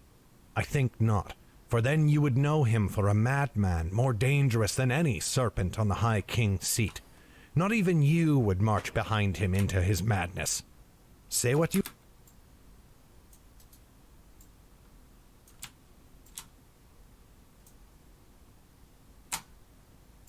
Madness.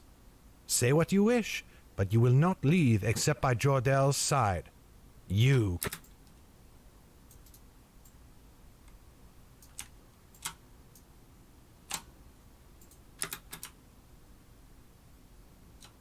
side.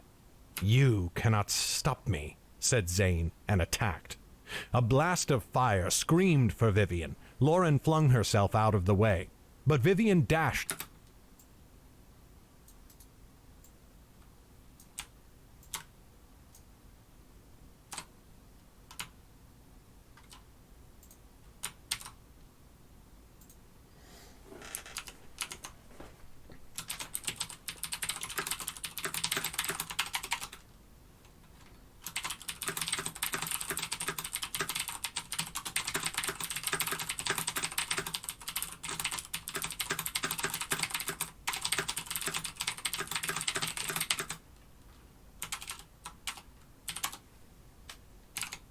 Lauren flung herself out of the way, but Vivian dashed the bolt aside, and it dissipated into the air high above.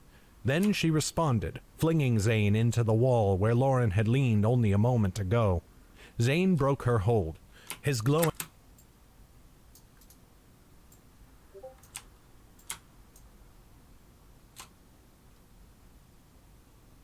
Zane broke her hold. His glowing eyes...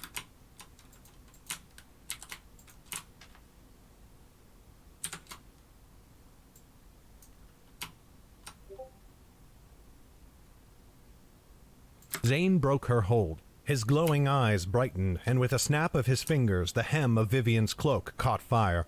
Her eyes lit with fear,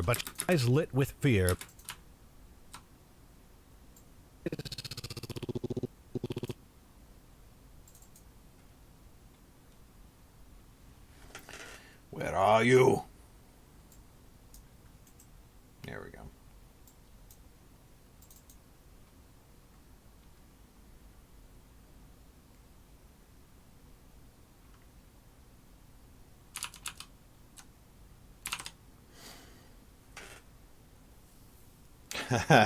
The Ass and Bell Tavern. Oh, good times.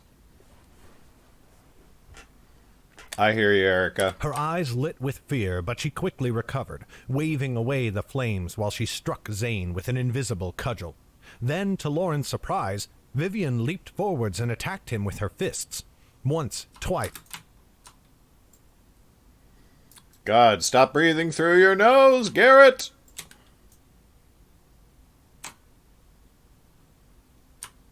Fists. Once, twice, 3 times she struck him, in the face and stomach. Zane stumbled, nearly falling to the ground. Lauren knew him for a poor fighter, and it seemed he had not expected the mystic's fighter, and it seemed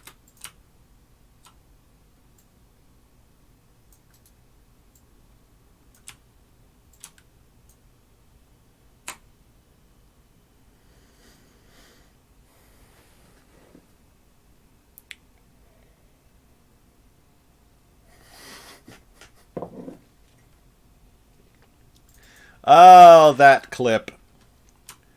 What a good clip it is. If you need a laugh, go watch that Twitch clip that was just dropped.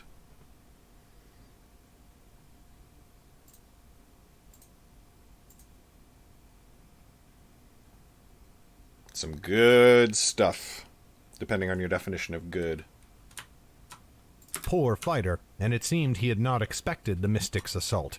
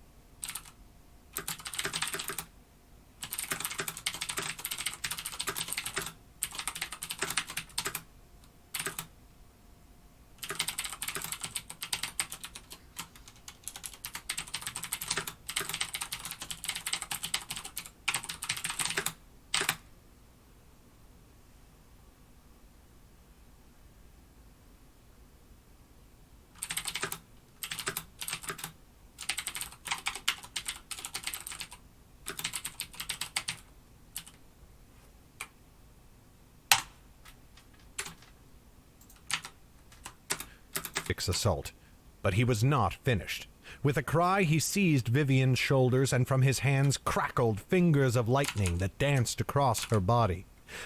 Seized Vivian's shoulders, and from his hands crackled fingers of lightning that danced across her body. Vivian screamed in pain as she convulsed. When Zane pushed her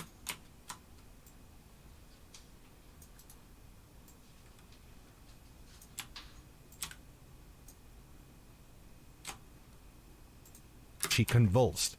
When Zane pushed her away, she fell senseless to the ground. Lauren waited, expecting Vivian to rise again, or at least to try. But the mystic did not.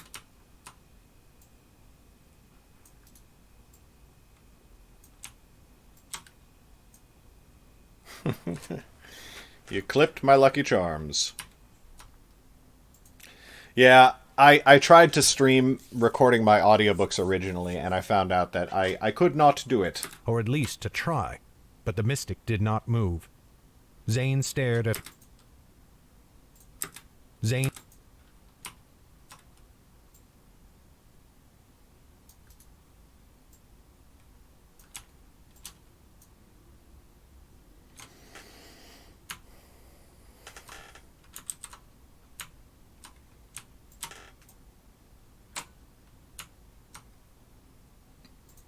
move. Zane stared at her prone form for a long, quiet moment. The streets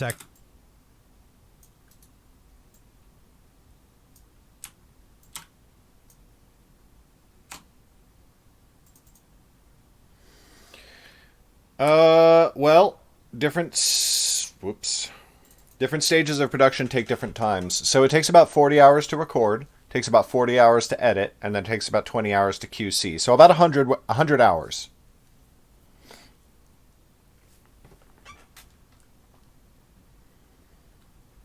moment.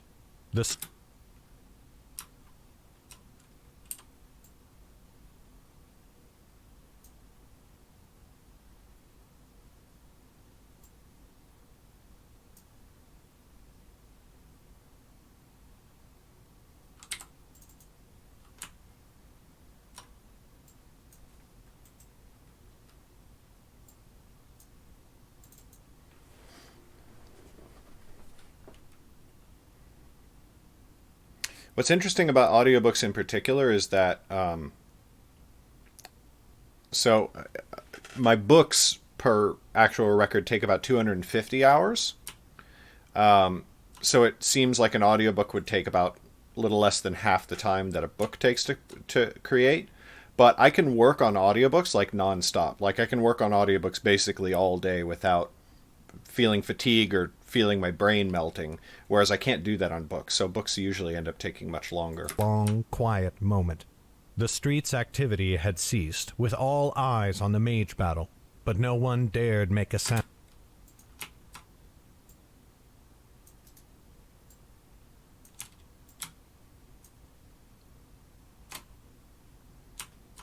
Mage battle, but no one dared make a sound. Then, satisfied, Zane turned from Vivian and strode for Annis. No!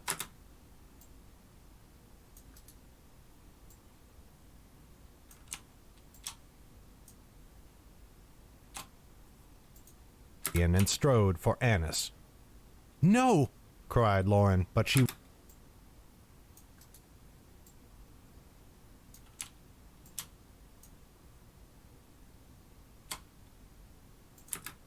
No! Cried Lauren, but she was too late. Zane seized Annis's arm and hauled her up. Quickly he dragged her north. When Lauren shouted again, he turned and hauled her up. Quickly he dragged her north. When Lauren shouted again, he turned and wrapped an arm around Annis's throat, holding one hand to her face. Stop, girl.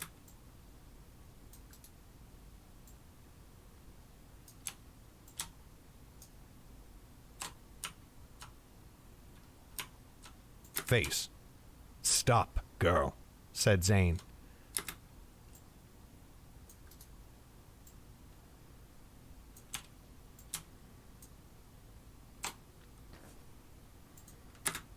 Stop, girl, said Zane. You have tried to betray me once, and even set your mystic sow upon me. I will tolerate no more. The girl comes with me to the High King's seat, and there I will secure my son's freedom. Only then will she be free. Freedom. Only then will she be free to go, to return to you with your share if she wishes. I am not cruel, after all. Let me go, said Annis, but Zane tightened his...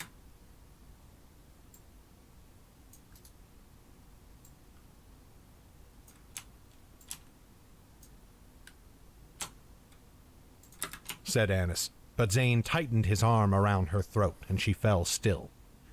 You...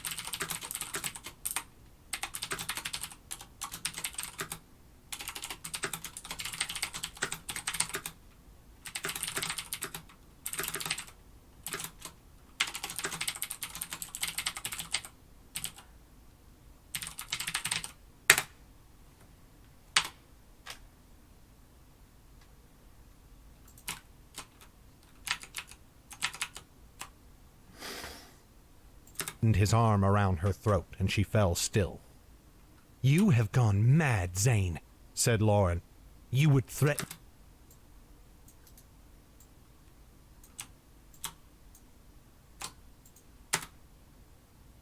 said Lauren.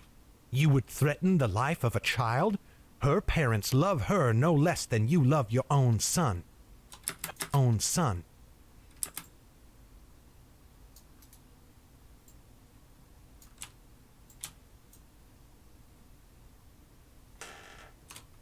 your own son. Your own son. Her.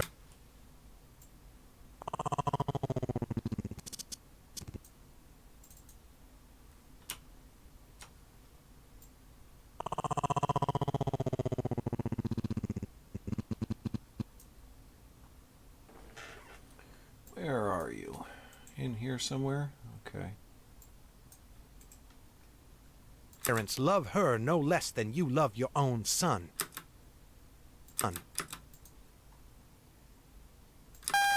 Whoa. What the fuck? There you are. Her parents love her.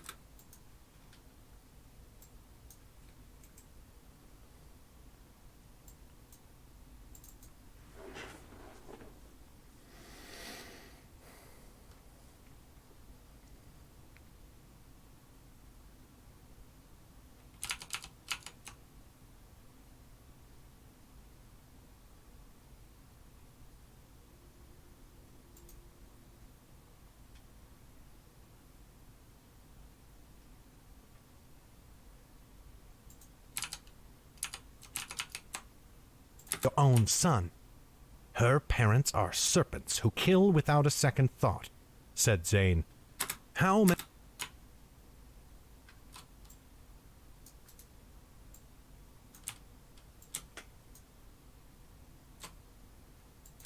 thought, said Zane.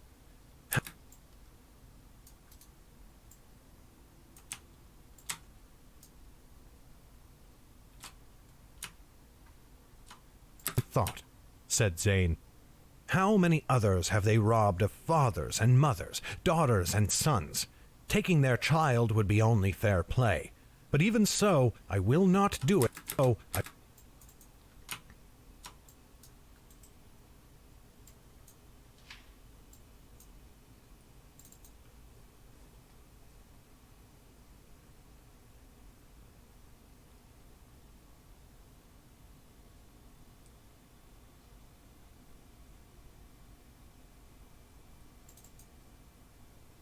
So I will not do it unless you force me. If I for a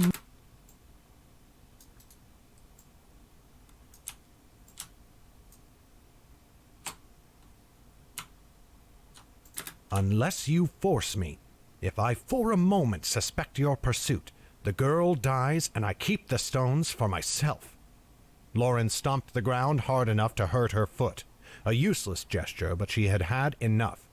You will not...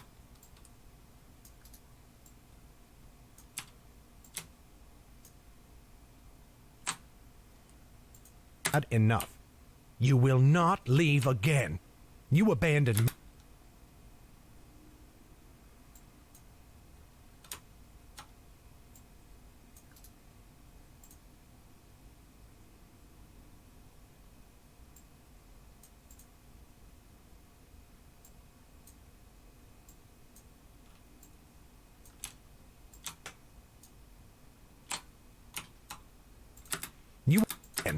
You abandoned me on the King's Road and tried to leave again in Cabris. I will not let you disappear. I will not...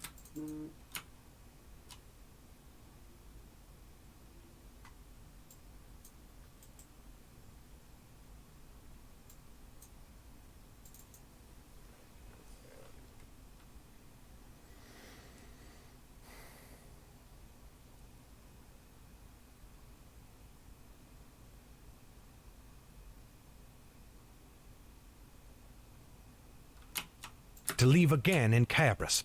I will not let you disappear a third time, and I do not...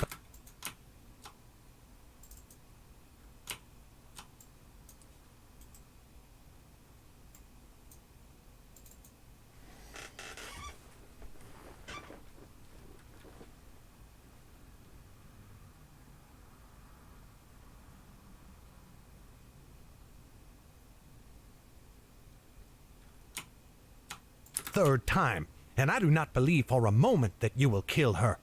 You doubt my resolve? I doubt you are heartless. I...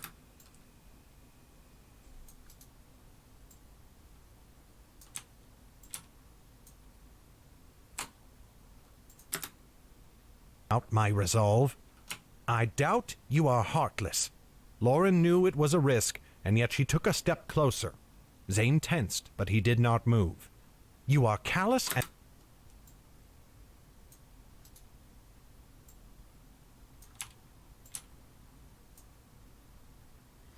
Oh, she totally does. She's what we call a Southern belle. Zane tensed, but he did not move. You are callous and a terrible liar, and incredibly, stupidly stubborn, yes. But you would not harm a child. You are not a man who killed...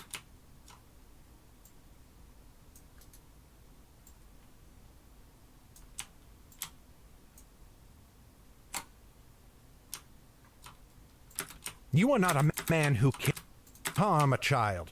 You are not a man who kills. I have seen it. I know it to be true. Please, Zane, end this madness. Zane shook his head. You know little.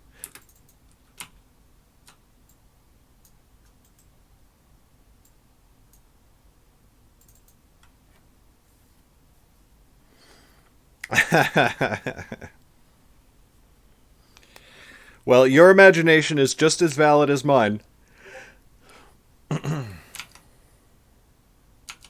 For the record.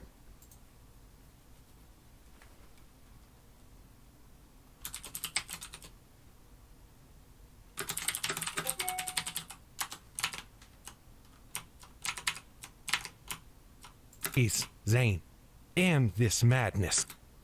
End.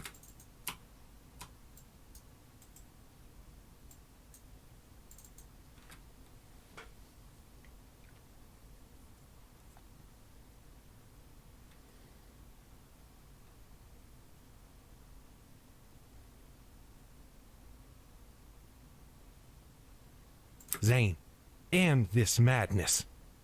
Zane shook his head. You know little. You believe easily, and you assume so very much.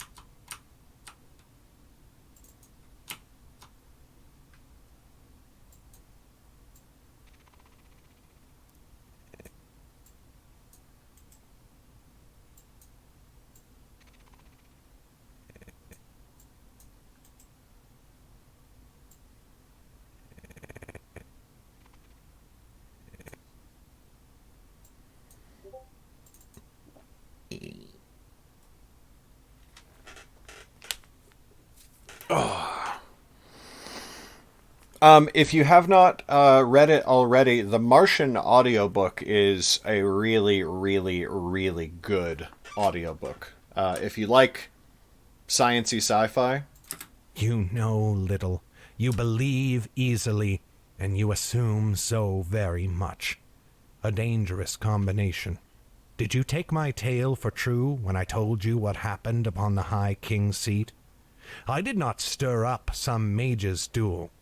The constables hunted me for murder. Lauren felt her heart stop. No.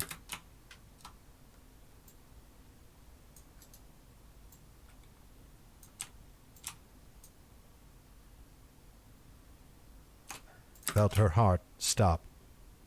No. You said, I told you...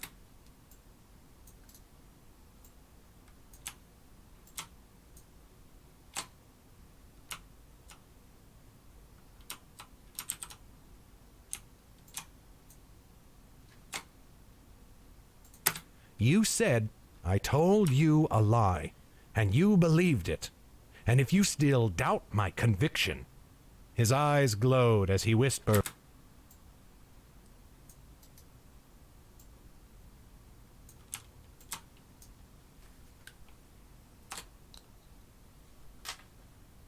My conviction.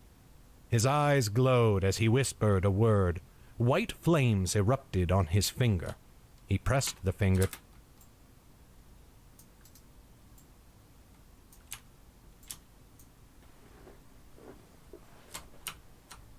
on his finger. He pressed the finger to the side of Annis's neck, and Lauren heard the sizzle of flesh. Annis screamed, her legs kicking. Still Zane held her...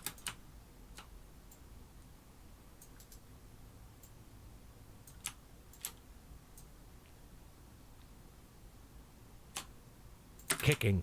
Still, Zane held her up with an arm wrapped around her throat. "Stop!" screamed Lauren. "Stop it, Zane!"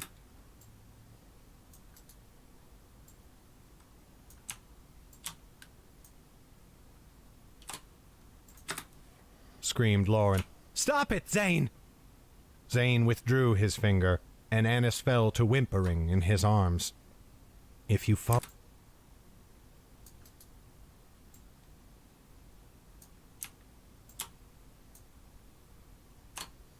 Whimpering in his arms. "If you follow me, I will not hesitate. Farewell, Lauren of the family Nelda, and may we never meet again." He backed slowly away.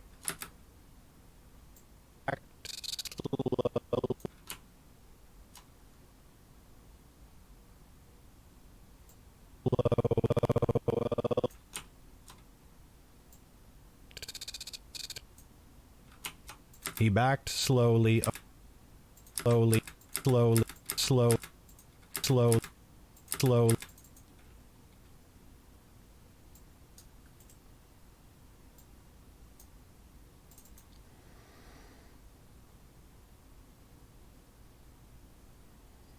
Boy, this chapter's a long one.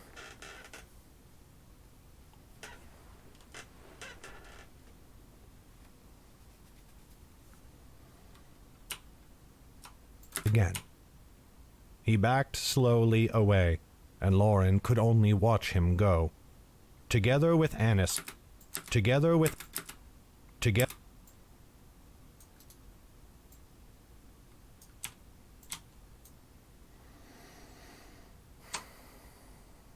Watch him go. Together with Annis, he vanished around the corner of a building. As soon as he was out of sight, Lauren ran to it. Lauren ran to it. The street beyond was empty. Zane was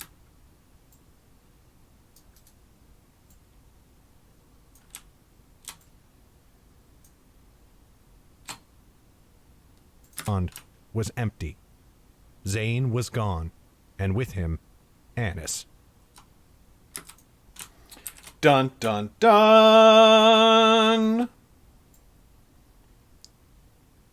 Da da dun! Da da da dun!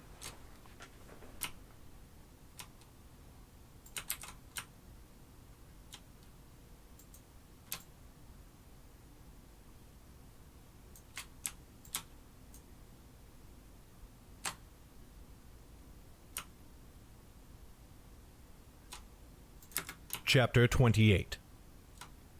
Miss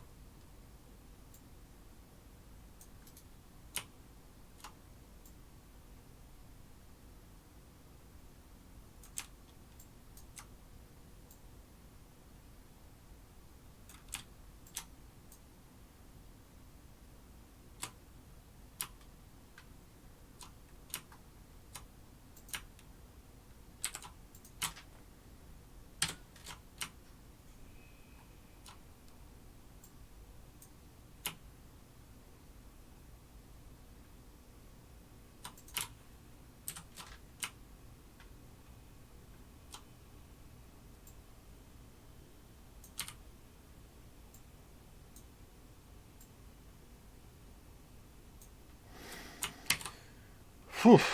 Okay.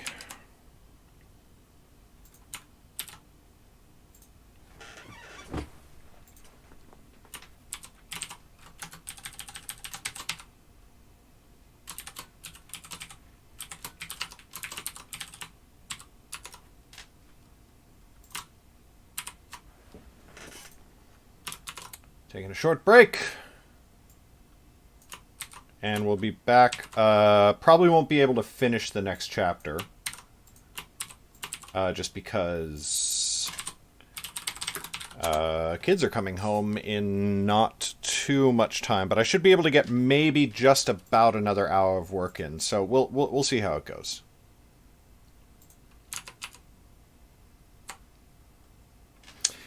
Later, Tafferling. Congrats on winning again. All right, catch you all in a few minutes.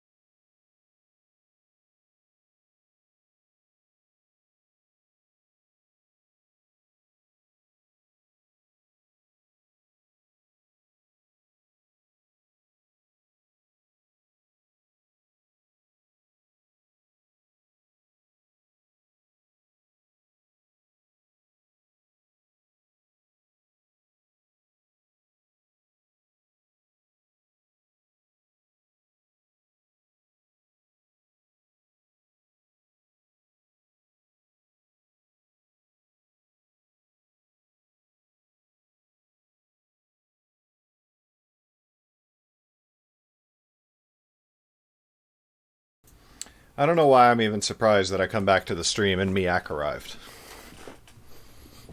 What's up, Miak? Good to see you. How you doing?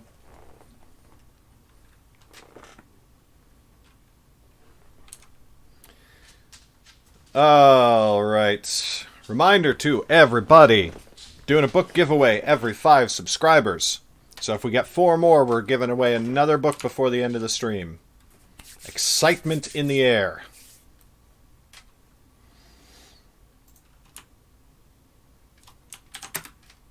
Chapter 28. Lauren turned back, wanting to ask Jem what to do, wanting someone, anyone, to give her instructions. Instead, she saw Vivian struggling to her feet, shaking her head as she looked around. The mystic's face was cloaked in the night shadow. The mystic's face...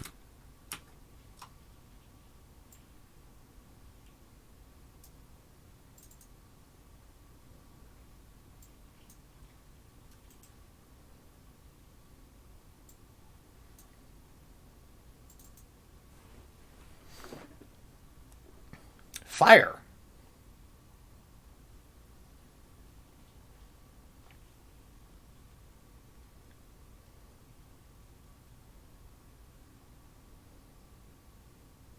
round. The mystic's face was cloaked in the night shadow, but Lauren caught the reflection of torches in her eyes, so that they appeared to be aflame. Aflame.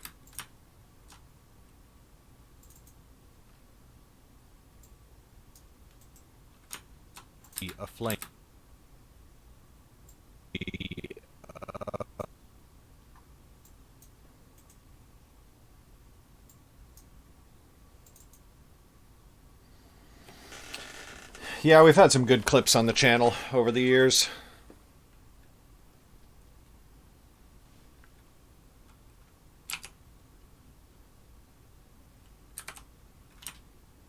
To be aflame. What?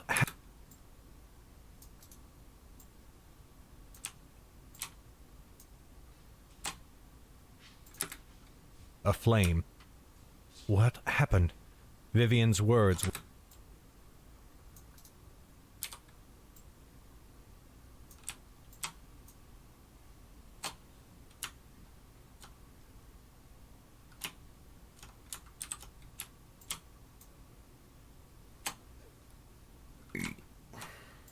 What happened? Vivian's words were slightly slurred. Vivian's words were slight.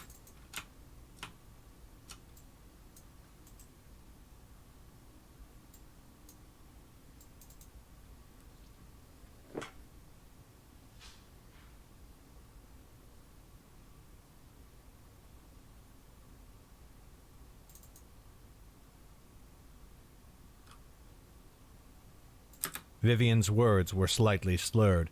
Where did he...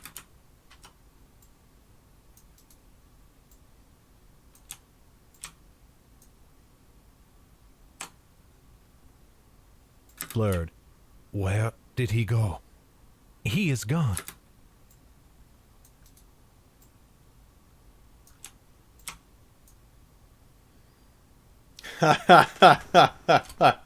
Did he go?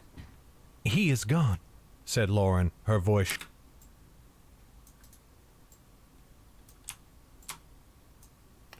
That was a very, very good one. Said... He is gone, said Lauren, her voice shaking. He took...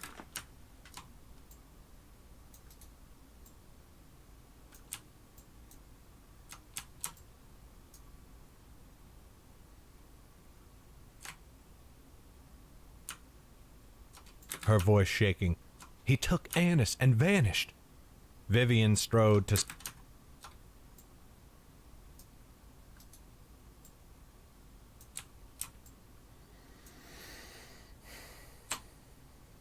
Vanished.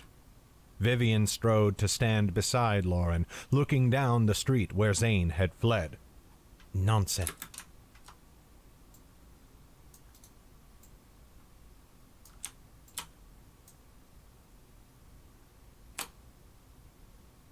Had fled. Nonsense. Even a fire mage as powerful as Zane cannot disappear.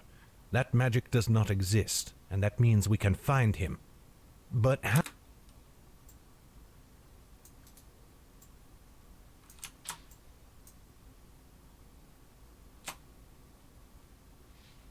Find him. But how? He holds Annis hostage. He said if he catches me following him, he will kill her. Vivian's lips pursed slightly, unsure. And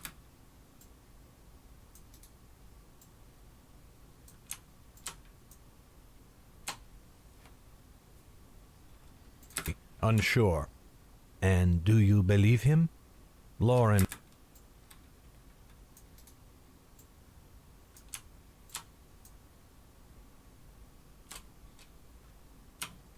Do you believe him?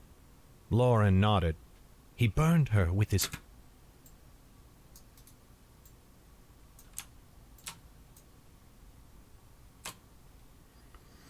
Any other projects outside of Underrealm? There is a project that I started writing before Underrealm that I do want to get back to when I can. It's not. I don't know when I'm going to, but I want to. Called The Realm Keepers. That's a very, very fun series. Lauren nodded. He burned her with his flames. I thought that was beyond him, yet he did not even flinch. Still,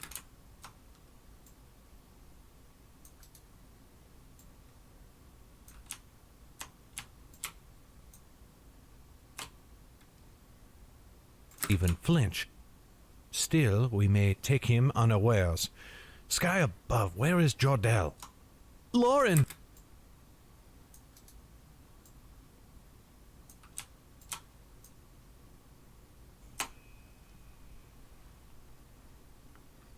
There's some other earlier books from before Rebel Yell, before Underrealm, before Realm Keepers, but it's pretty much just Underrealm. Where is Jordell?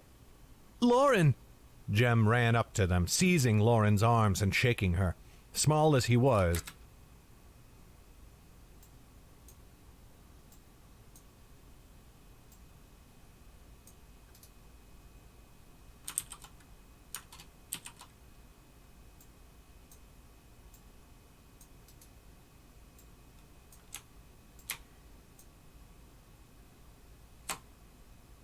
arms and shaking her. Small as he was, it had little effect. Lauren, we must... Yes, very much so. It's my favorite thing to work on, honestly, and it is what made me have a career. The Underrealm books took off when nothing else before them really had. It had little effect. Lauren, we must save her. The wizard has gone mad. We will.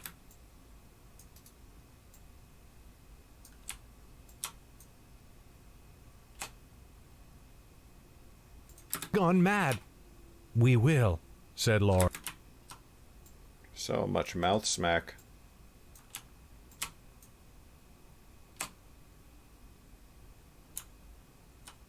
We will, said Lauren, resting a calming hand on his shoulder.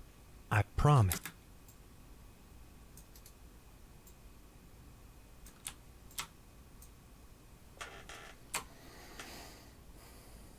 Shoulder. I promise.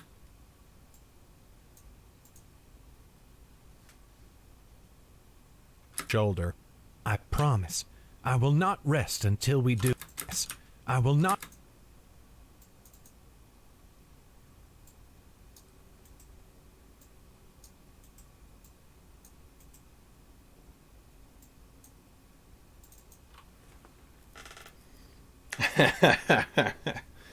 I would go to a mouth smack concert. Oh, no, I wouldn't. Oh, God, that would be torturous.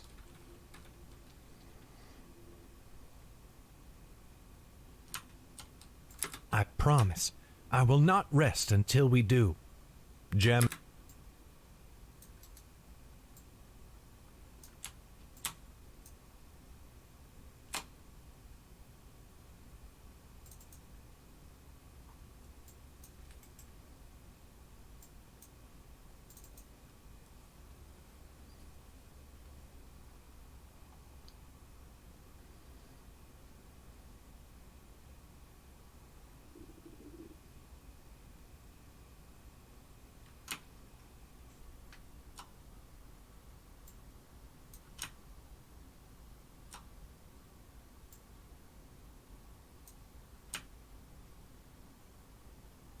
We do. Jem's lip trembled, and for a moment she feared the boy might cry. She did not think she had the...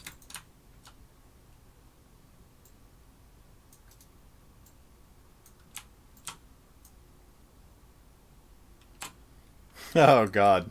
No! cry. She did not think she had the same gift for comfort that Annis did. But after a moment he steeled himself and nodded. Yet we cannot find Zane on our own, said Vivian.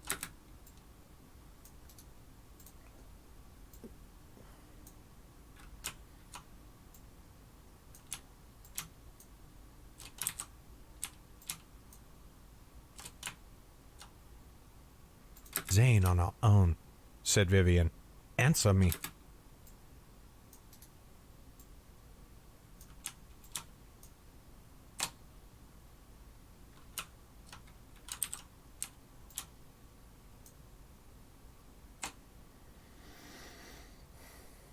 Said Vivian. Answer me. Where is Jordell? I do not know, said Lauren. We lost...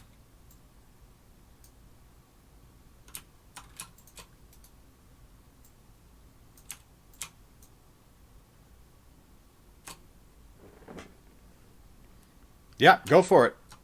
Rebel Yell is awesome. I love that book. In many ways, it's still my favorite thing I ever wrote. Not quite, though. That has been overtaken by Stoneheart. said Lauren. At long last, I wrote a book that I like better than Rebel Yell. Said Lauren. We lost him in the battle. Then we...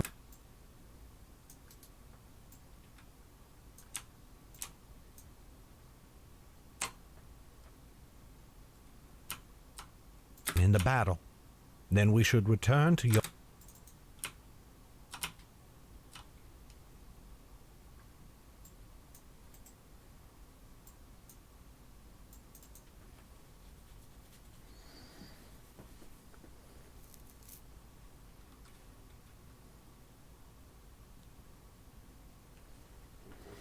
Oh, I would love that.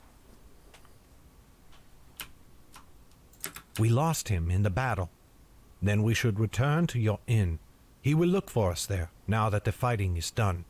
From there we...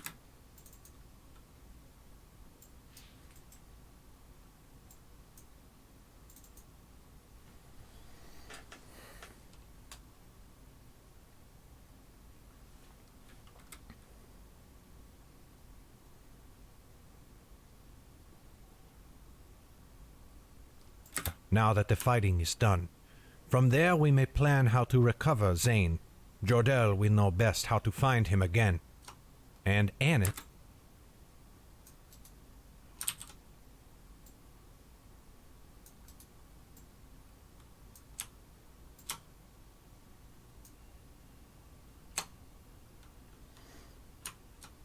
find him again. And Annis as well, said Lauren, glaring. I doubt...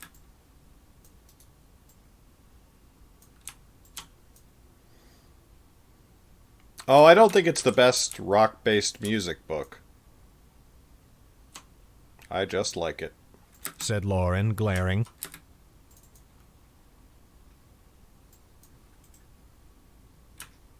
Lauren, glaring.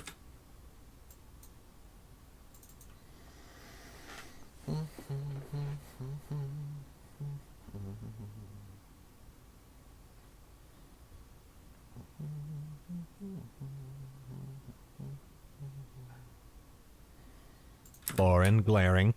I doubt your friends and the family Yaren would be pleased if she were harmed or remained in Zane's care. Do not lecture me.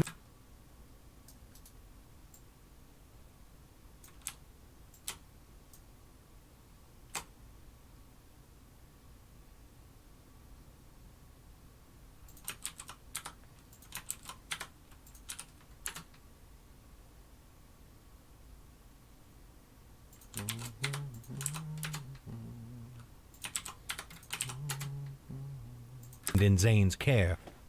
Do not lecture me on the family Yaren, hissed Vivian. We...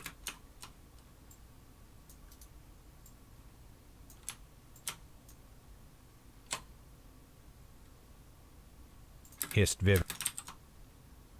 God damn it.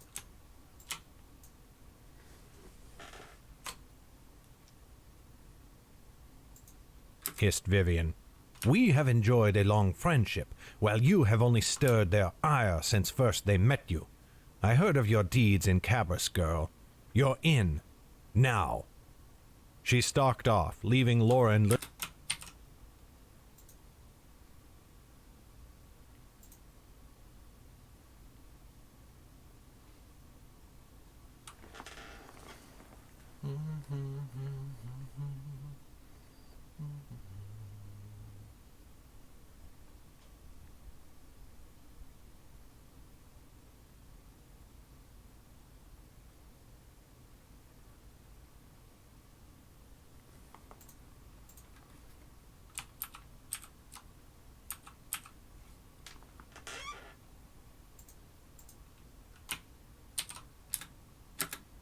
She stalked...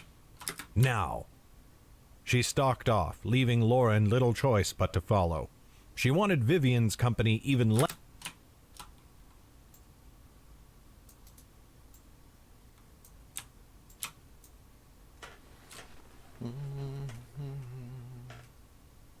to follow. She wanted Vivian's company even less than Zane's, but all their belongings remained at the inn. And without Jordel's help, how could she hope to find Annis? Jem hurried along.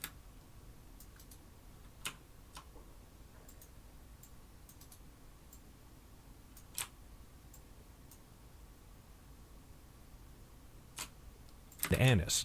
Jem hurried along at her side.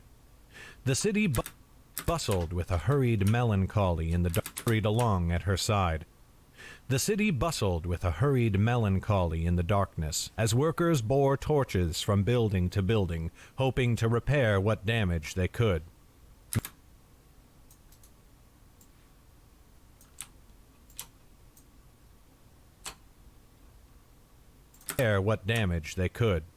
Many homes would have to be torn down and rebuilt, Lauren was sure. She saw no faces but those covered with black soot, and everyone stepped wearily. But no one knew when the Dorshans would return, and so they kept going, in hopes of being better prepared the next time flaming arrows flew. At last...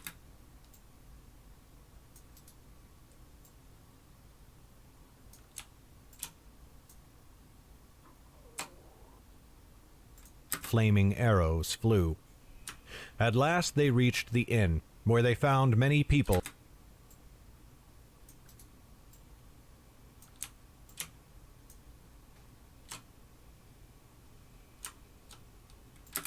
At last they reached the inn, where they found many people seated at tables all around the common room. The innkeeper...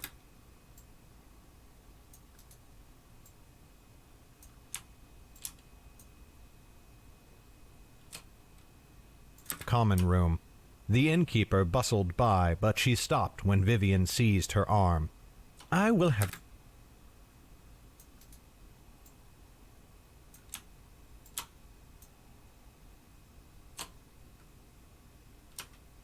seized her arm. "I will have a bath," Vivian snapped.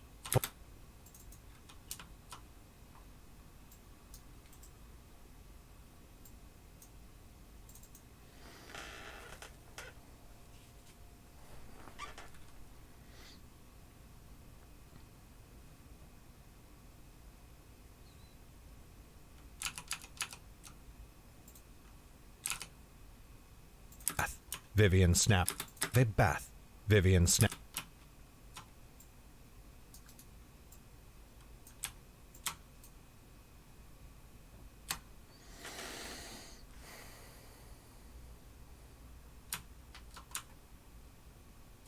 "Bath," Vivian snapped. "For while you cowered here in fear, I fought to defend your home. Make it fast, and if you think I will pay for it, you are mistaken." So venomous, and yet...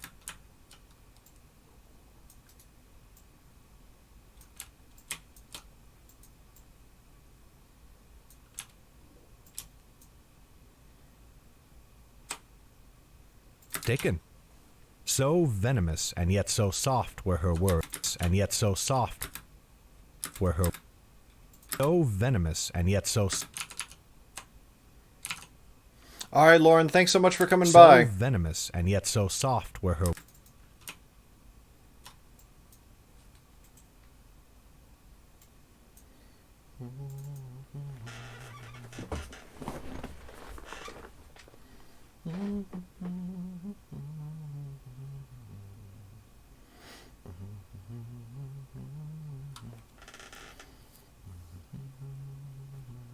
So venomous and yet so soft were her words, and yet so...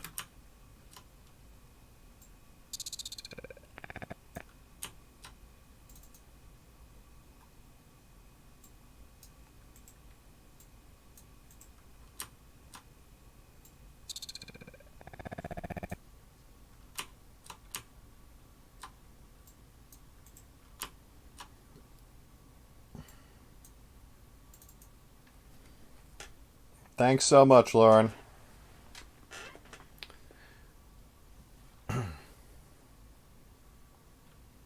Actually, you know what? I have to make one quick phone call. Just to make sure.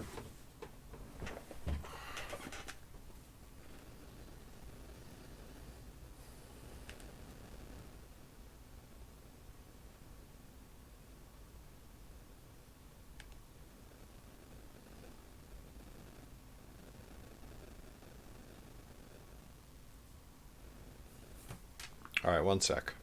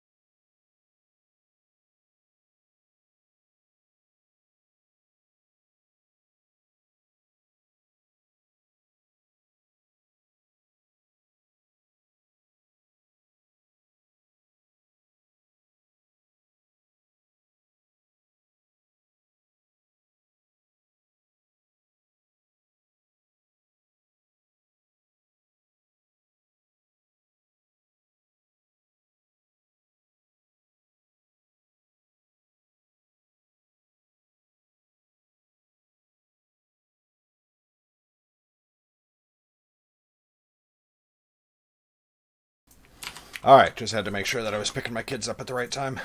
and yet so soft.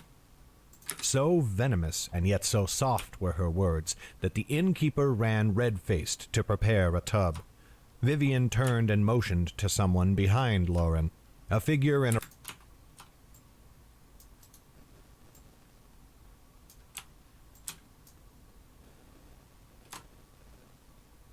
Behind Lauren, a figure in a red cloak appeared from nowhere, one of the other mystics from Jordel's company.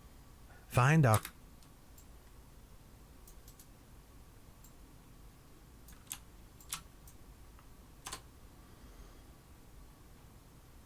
Jordel's company. Find our captain. He may be in the south where the fires burned, or he may not, but he must come here as quickly as he can, for much has happened.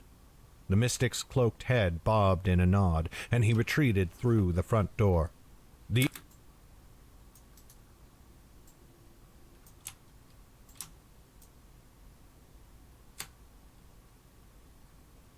nod, and he retreated through the front door. Did through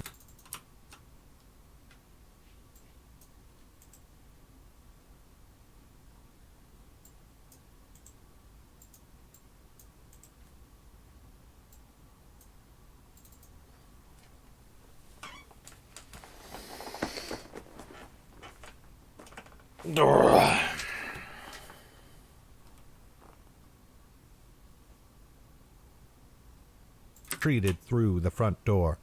The innkeeper reappeared with several nervous nods to Vivian, who looked to Lauren a final time. If Jordel comes, fetch me immediately.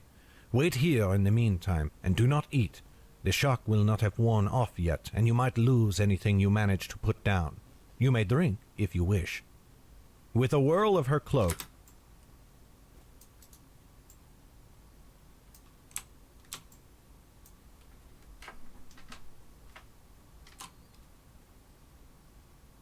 wish. With a whirl of her cloak, she retreated into the back, leaving Lauren and Jem in the common room.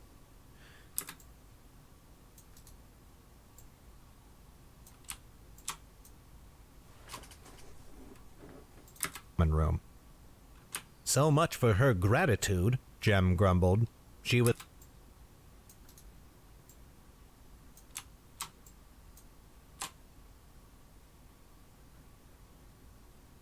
grumbled. She was more courteous when she wanted Zane to help in the city's defense. Shush, said Lauren. Let us take a seat.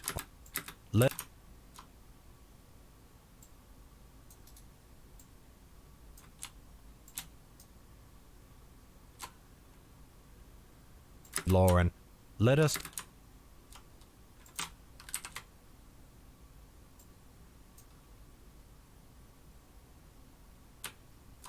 said Lauren. Let us take a seat, or I will collapse. They looked but could not easily find a seat. Patrons sat at all the tables, each looking as weary and soot-blackened as Lauren herself. It seemed as though... Ugh, nose breaths. So ugly.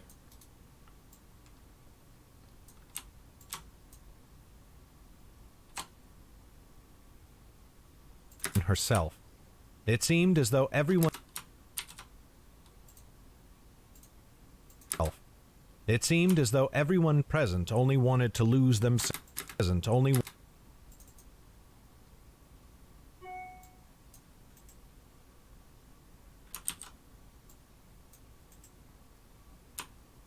Everyone present only wanted...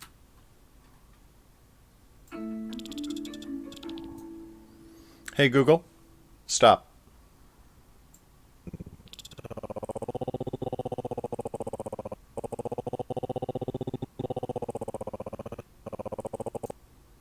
Where the fuck? Oh, there you are.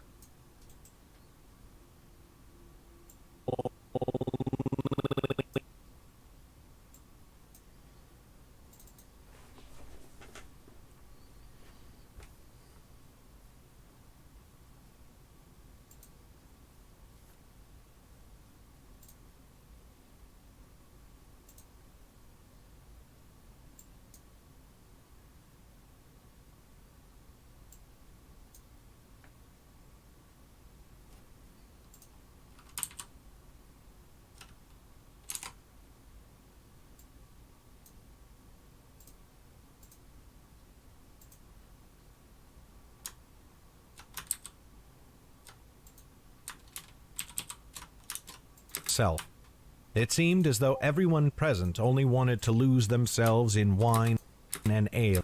Everyone present only wanted to lose... Fuck you.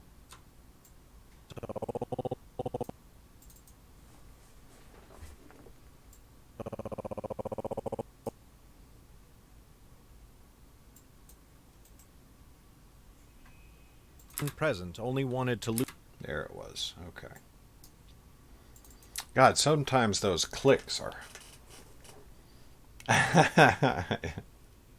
Hey Google, just stop.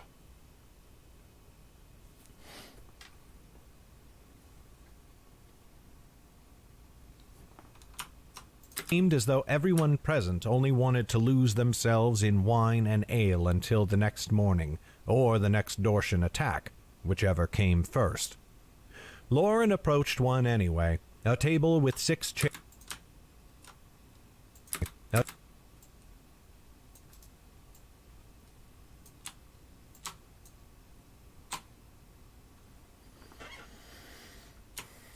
One anyway, a table with 6 chairs, but at which sat only 2 people.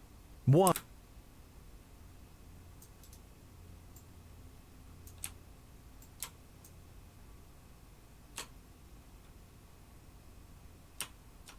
Sat only 2 people.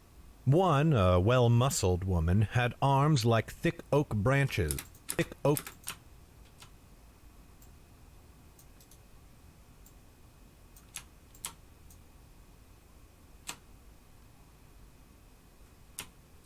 like thick oak branches covered with scars, and she wore a smudged blue vest. Around her forehead was tied... Around her...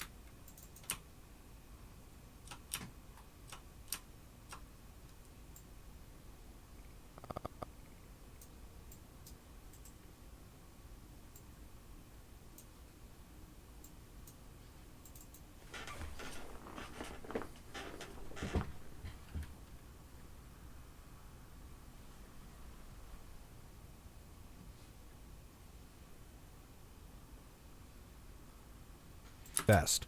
Around her forehead was tied a long blue cloth stained with sweat and something darker. Blood or wine, Lauren could not be sure. By her side sat a thin, sharp man in a trim purple coat, whose fingers were slim and dexterous, and whose eyes glinted in the firelight.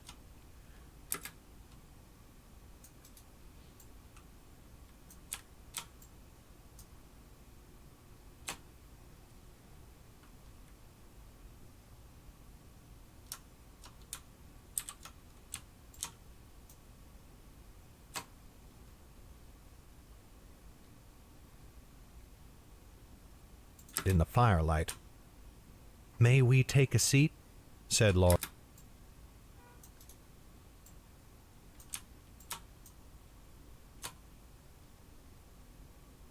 "We take a seat?" said Lauren, too tired for proper manners. "Always." God, I had such trouble coming up with these voices. Tired for proper manners. "Always," said the thin man, "especially with eyes like those." Another time, man, especially.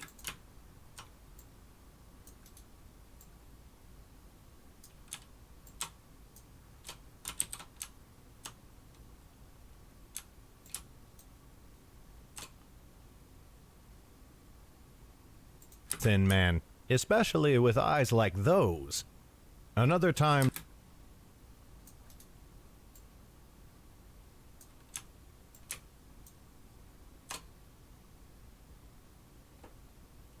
Like those. Another time Lauren might have answered his flippant tone with her own, but she was too weary. She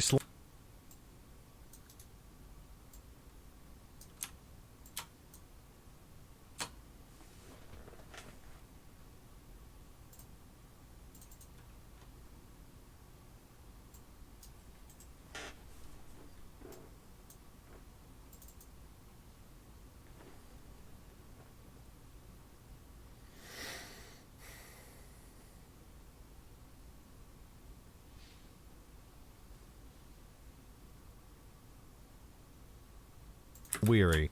She slumped onto a bench with Jem beside. Onto a bench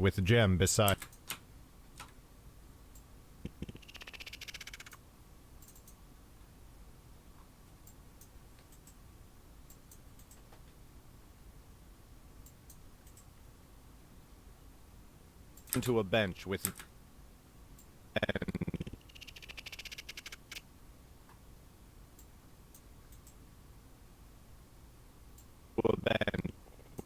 Onto a bench with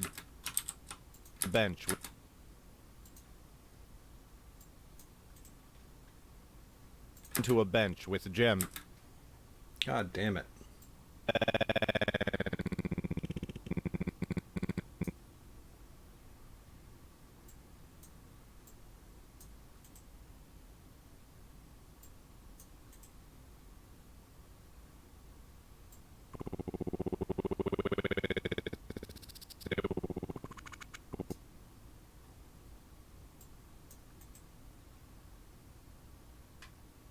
She slumped onto a bench with Jem.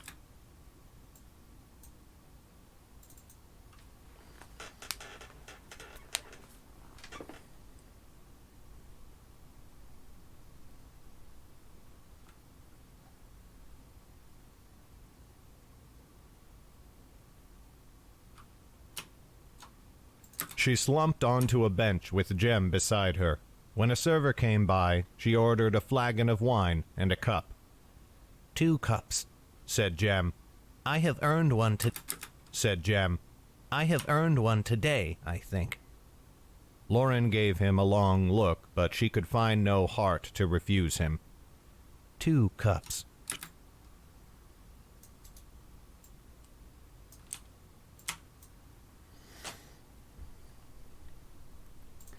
To refuse him. 2 cups.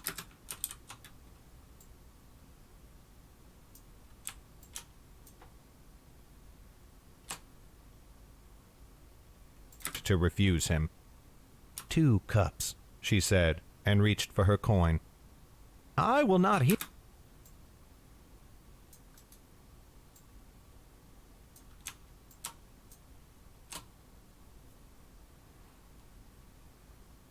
for her coin. "I will not hear of it," said the slim man.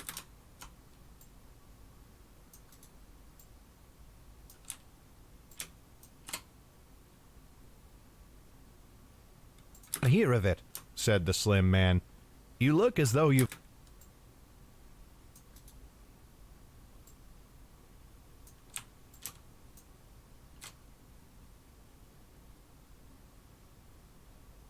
"Man, you look as though you've been trampled by a horse." His hand flashed into his coat and out again, and he handed the server a few silver pennies. Lauren nodded her thanks. No words were spoken until the wine arrived and Lauren and Jem had poured. She drank deep, and Jem tried to do the same.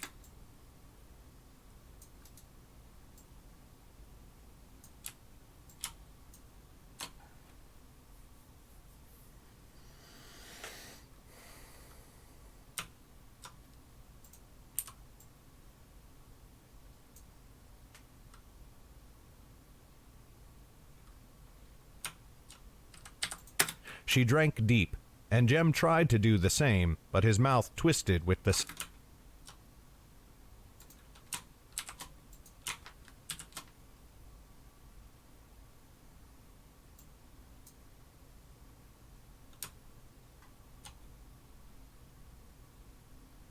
She drank deep, and Jem tried to do the same, but his mouth twisted with the sour taste, and he decided to sip more slowly. All the while, the large woman in the blue vest seemed content to ignore them. Her slim companion, however, studied them with glittering eyes. "City dwellers are..."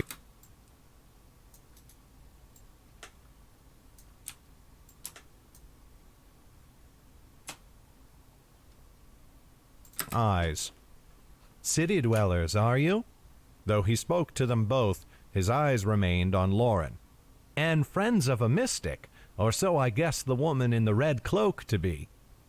"I would not use the word friend," said Lauren. "Smarter than..."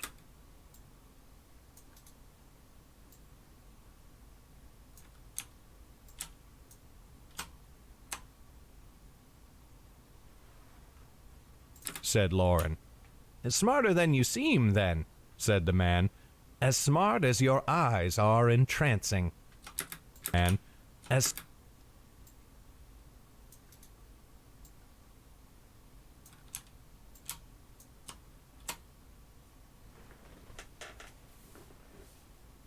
said the man. "As smart as your eyes are entrancing. Leave off."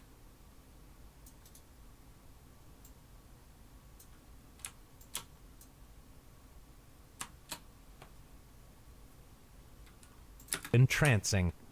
"Leave off," said the woman.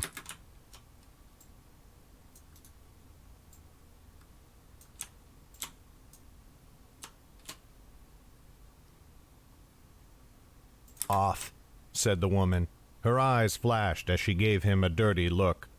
"Do not be silly," said the thin man with a laugh. "Words are harmless.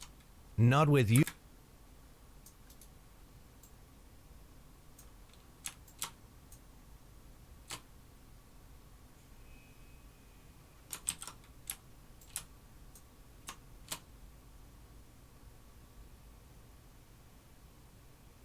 Harmless. Not with you. All right, I gotta wrap up. Oopa. It is time for me to go and pick up the kids. Tomorrow, I should hopefully start a little earlier.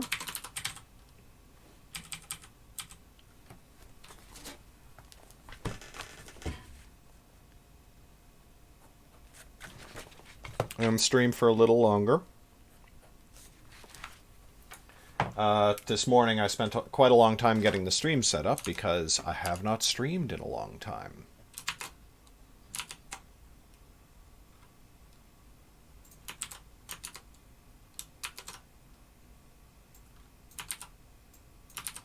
Thanks so much for coming by, everybody.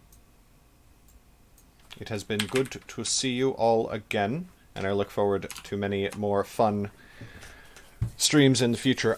If we come back next time and we have 5 subs, sorry, if we have the next 5 subs, if we're up to 10, I will do a giveaway, lickety split. So go ahead and toss a sub if you're feeling generous. And if you're on YouTube, do pop over to the Twitch channel. Should be in the description of the video. Give it a subscription, and we'll just keep doing giveaways. Thanks everybody for coming. I will catch you next time. Bye bye.